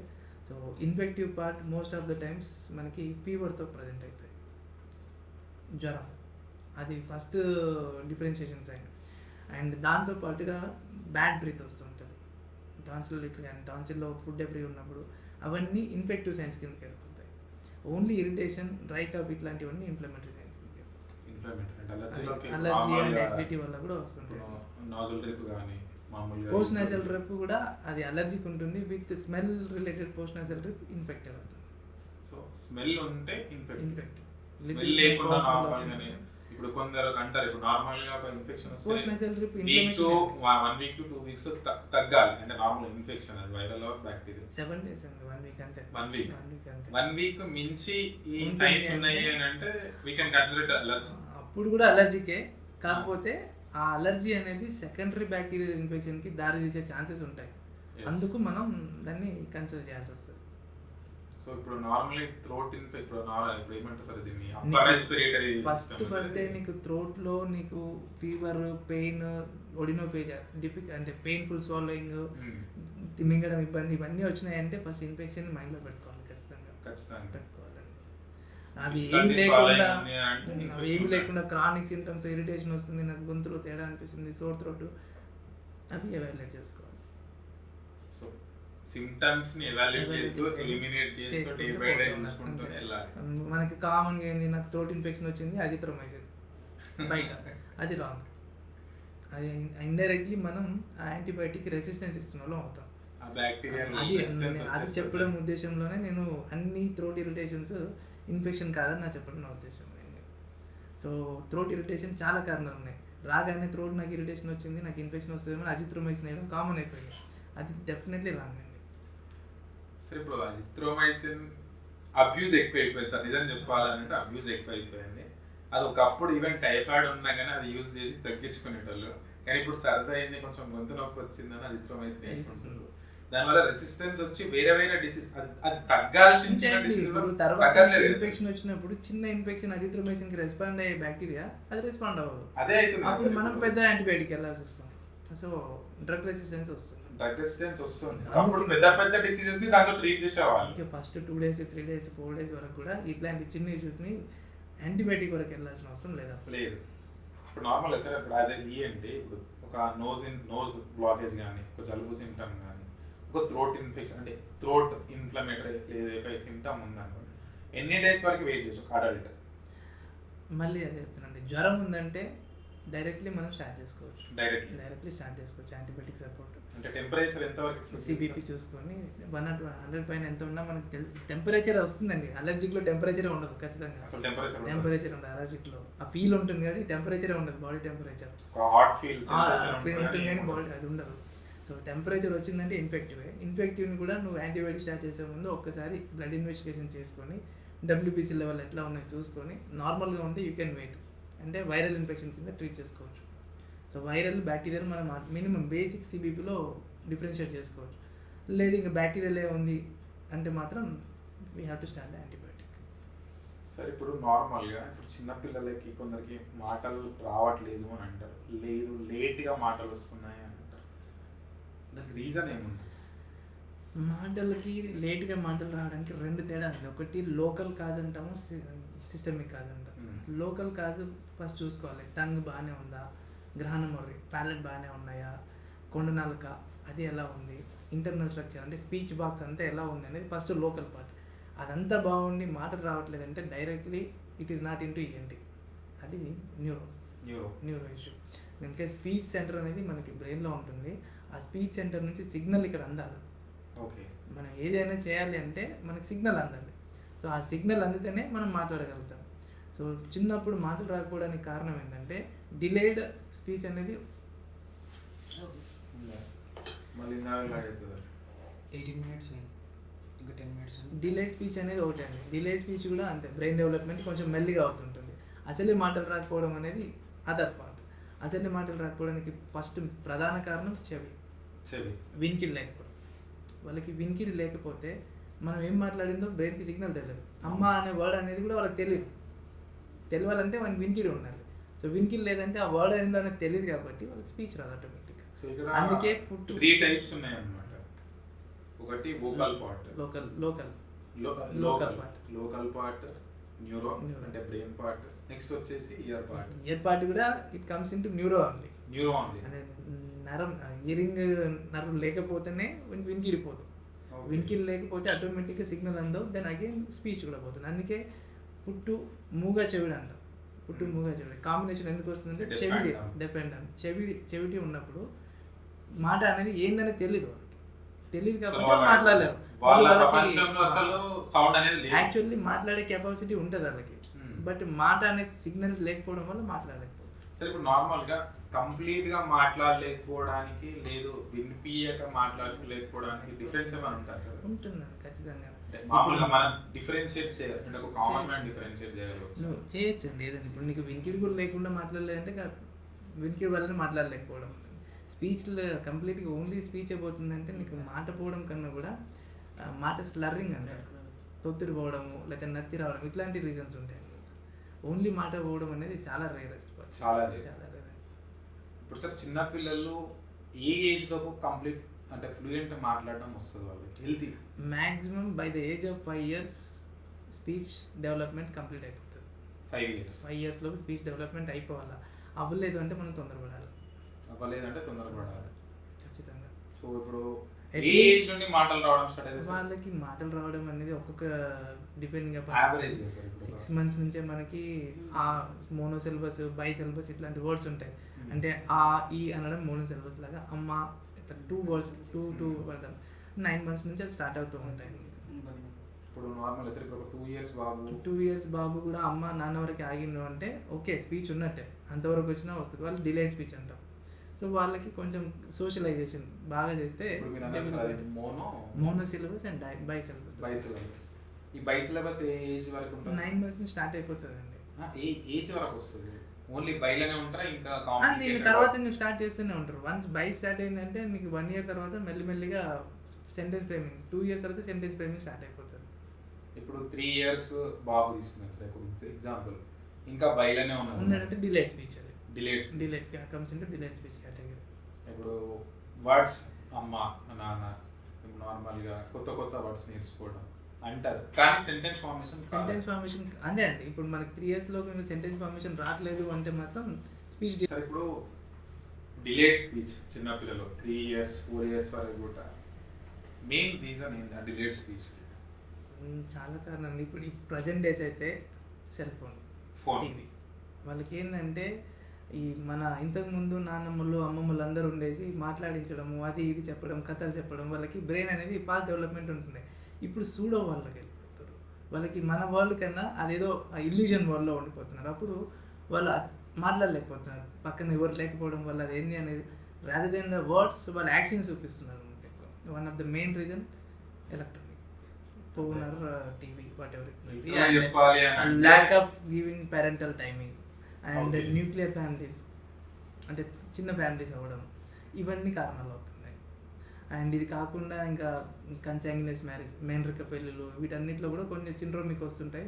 వాటిలో కూడా ఈ డౌన్ సిండ్రోమ్ లాంటి దాంట్లో ఆటిజం లాంటి డెవలప్ అయినప్పుడు అప్పుడు స్పీచ్ తగ్గిపోతూ ఉంటుంది. బట్ రీజన్ అయితే ఇప్పుడు ప్రజెంట్ డేస్లో మోస్ట్ కామన్గా చెప్పాను, లిటరల్గా చెప్పాలంటే lack of communication and giving more, we are allowing more into no way of communication.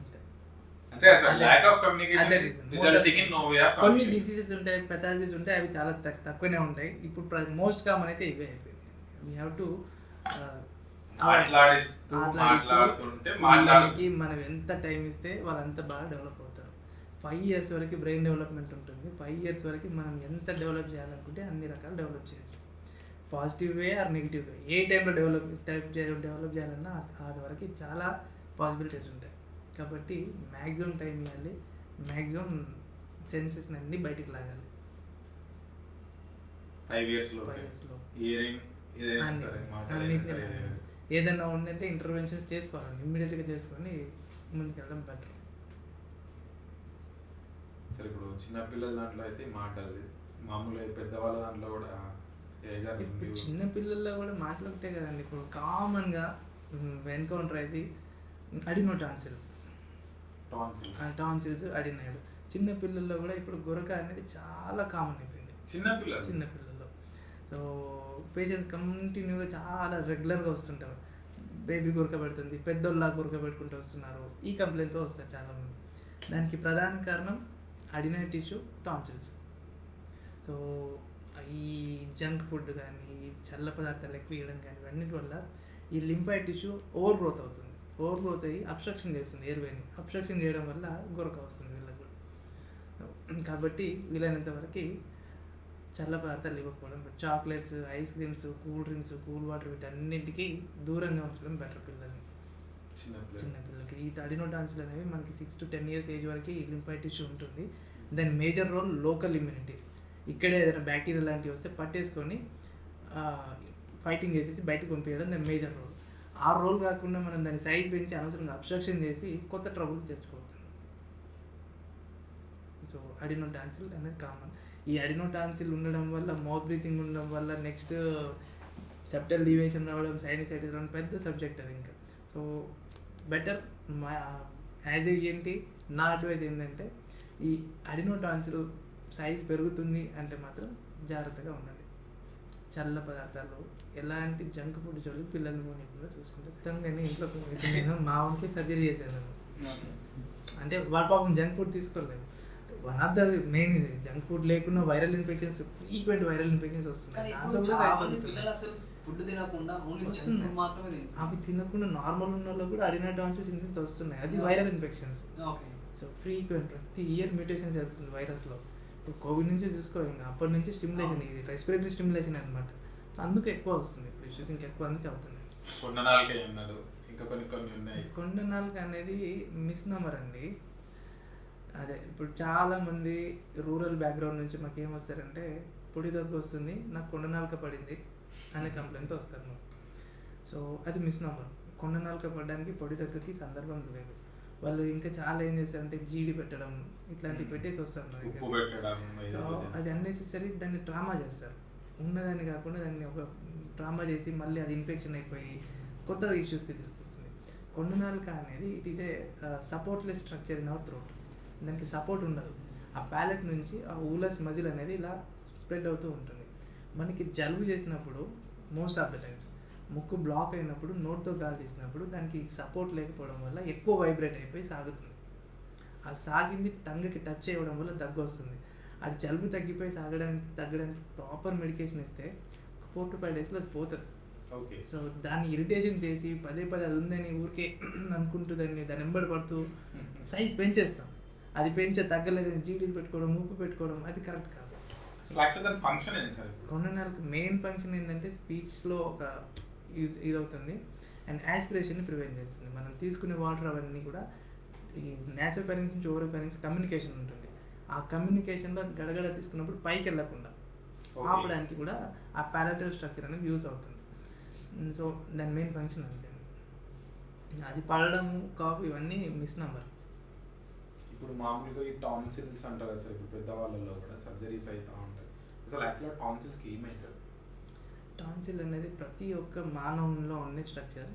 అది by the age of 10 years atrophy అయిపోవాలి, కరిగిపోవాలి. కరగకుండా ఉంది అంటే అది ఫ్రీక్వెంట్ ఇన్ఫెక్షన్స్కి గురవ్వడం అన్న ఉంటుంది, ఫ్రీక్వెంట్ అలర్జీ ఎక్స్పోజ్ అయిపోయి సైజ్ పెరగడం అన్న ఉంటుంది. సో ఫ్రీక్వెంట్ ఇన్ఫెక్షన్స్ వచ్చినప్పుడు మనం చెప్పాను థ్రోట్లో ఆల్రెడీ స్ట్రెప్టోకోకస్ బ్యాక్టీరియా ఎక్కువ ఉంటుందని. ఆ ఫ్రీక్వెంట్ ఇన్ఫెక్షన్స్ వచ్చినప్పుడు ఏమవుతుందంటే ఆ సైజ్ అలాగే ఉండి క్రానిక్ ఇన్ఫెక్షన్గా మారిపోతుంది. క్రానిక్ ఇన్ఫెక్షన్ మారినప్పుడు నీకు ఏ స్టిమ్యులేషన్ వచ్చినా ఇమ్మీడియట్గా బ్యాక్టీరియా బయటకు వచ్చి ఇన్ఫెక్ట్ చేస్తూ ఉంటుంది. కాబట్టి అట్లాంటి సిచ్యువేషన్లో సర్జరీకి వెళ్ళాల్సి వస్తుంది.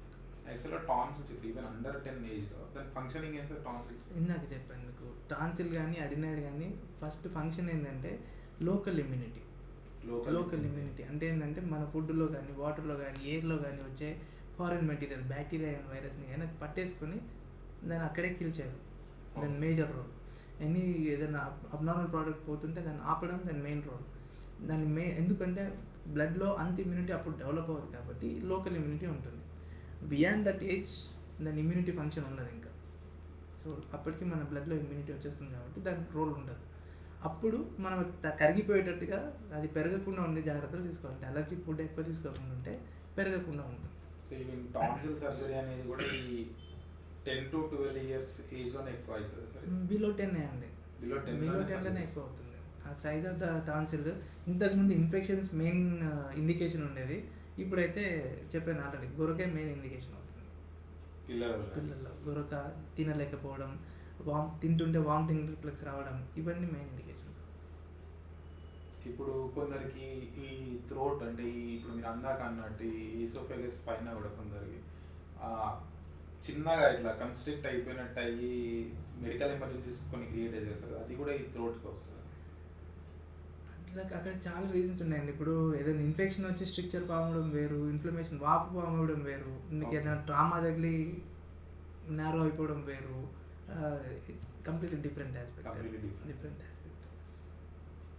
ఇంకా కొన్ని చెప్పాలి, మీ సబ్జెక్ట్లో చాలా ఉన్నాయి, మేము కూడా చాలా కానీ మాకే తెలుస్తలేదు. అంటే ఈ థ్రోట్కి వచ్చేసరికి ఇయర్ నోస్ ఐడియా ఉన్నాయి కాబట్టి ఓకే, టంగ్ ఫంక్షనింగ్స్ వరకు ఓకే అవుతుంది కానీ ఇంకా ఇంకా ఇక్కడ ఇది అయితే లేదు. Most of the common cancers అండి థ్రోట్ క్యాన్సర్స్. ఓకే, అసలు ప్రతి దాంట్లో క్యాన్సర్ అని గుర్తుపెట్టుకో, ఏదో అన్నిట్లో కన్నా హైయెస్ట్ క్యాన్సర్స్ వచ్చే ఏరియా ఏదైనా ఉందంటే హెడ్ అండ్ నెక్.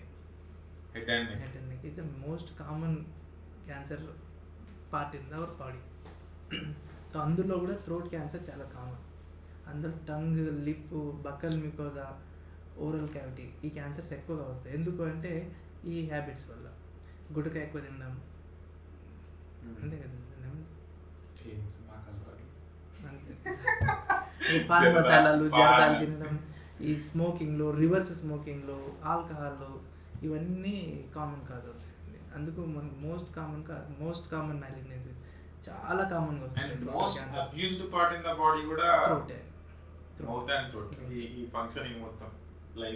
కాబట్టి చాలా కామన్గా వస్తుంటుంది. ఈవెన్ ఇదే ఎంట్రీ పాయింట్ ద ఎయిర్వే కూడా కాబట్టి ఎయిర్వే అండ్ లారింజల్ క్యాన్సర్స్ కూడా కామన్గా వస్తుంటాయి దీని నుంచి. సో చిన్నగా అంటే థ్రోట్ ఇన్ఫెక్షన్ ఇట్లా కాకుండా చిన్న చిన్న అల్సర్స్ వచ్చినా కూడా కొంచెం మెడికల్ అటెన్షన్ తీసుకోవడం బెటర్ ఆప్షన్. హ్యాబిట్స్ వీలైనంత వరకు అవాయిడ్ చేయడమే మంచిది. ఇవన్నీ ఖచ్చితంగా క్యాన్సర్ కారకాలే కాబట్టి చేయొచ్చు. సో నాకేం కాదు, తిననోళ్ళకి రాలేదా అనేది కరెక్ట్ కాదు. ఎవరికైనా రావచ్చు, తినే వాళ్ళకి ఎక్కువ రావచ్చు, ఛాన్స్ ఎక్కువ ఉంటాయి. ఫ్యామిలీ హిస్టరీ వేరు, బట్ మనం తెచ్చుకోవడం వేరు. మన చేతిలో ఉన్నది మాత్రం తెచ్చుకోకపోవడమే బెటర్. అంటే ఇప్పుడు వీటి వల్ల ఈ క్యాన్సర్ అనే కాకుండా కూడా నెగిటివ్ ఎఫెక్ట్స్ కూడా చాలానే ఉన్నాయి సార్. ఇప్పుడు నార్మల్గా ఈ మన మౌత్ లో కూడా ఇది లేయర్ అంటారు కదా సార్, మ్యూకోస్ అనేది డ్యామేజ్ అవుతుంది. దాన్ని ఓరల్ సబ్మ్యూకస్ ఫైబ్రోసిస్ అంటాము. ఆ ఓరల్ సబ్మ్యూకస్ ఫైబ్రోసిస్ వచ్చినప్పుడు మ్యూకస్ కింద లాక్సిటీ పోతుంది, దాన్ని సాగే తత్వం పోతుంది. అప్పుడు మ్యూకస్ అనేది స్టిఫ్ అయిపోతుంది. స్టిఫ్ అయిపోయినప్పుడు వాళ్ళు ఓపెన్ చేయలేరు మౌత్ని, మనలాగా పెద్దగా ఓపెన్ చేయలేరు. నార్మల్ ఓపెన్ చేస్తే 4 fingers ఇలా వెళ్ళాలి, వాళ్ళకి వెళ్ళవు. That is normal opening. That is normal entry వరకు 4 fingers పెడితే that is normal mouth opening. దానికన్నా ఎంత తక్కువ వస్తే అది మౌత్ ఓపెనింగ్ తగ్గిపోయినట్టే. సో అప్పుడు మనం ఎవాల్యుయేట్ చేయాలి, మౌత్ ఓపెనింగ్ తగ్గిపోయిందంటే చూసుకోవాలి. ఈ మజిల్స్ పట్టుకున్నా తగ్గిపోవచ్చు, సబ్మ్యూకస్ ఫైబ్రోసిస్, ఎనీథింగ్ రీజన్.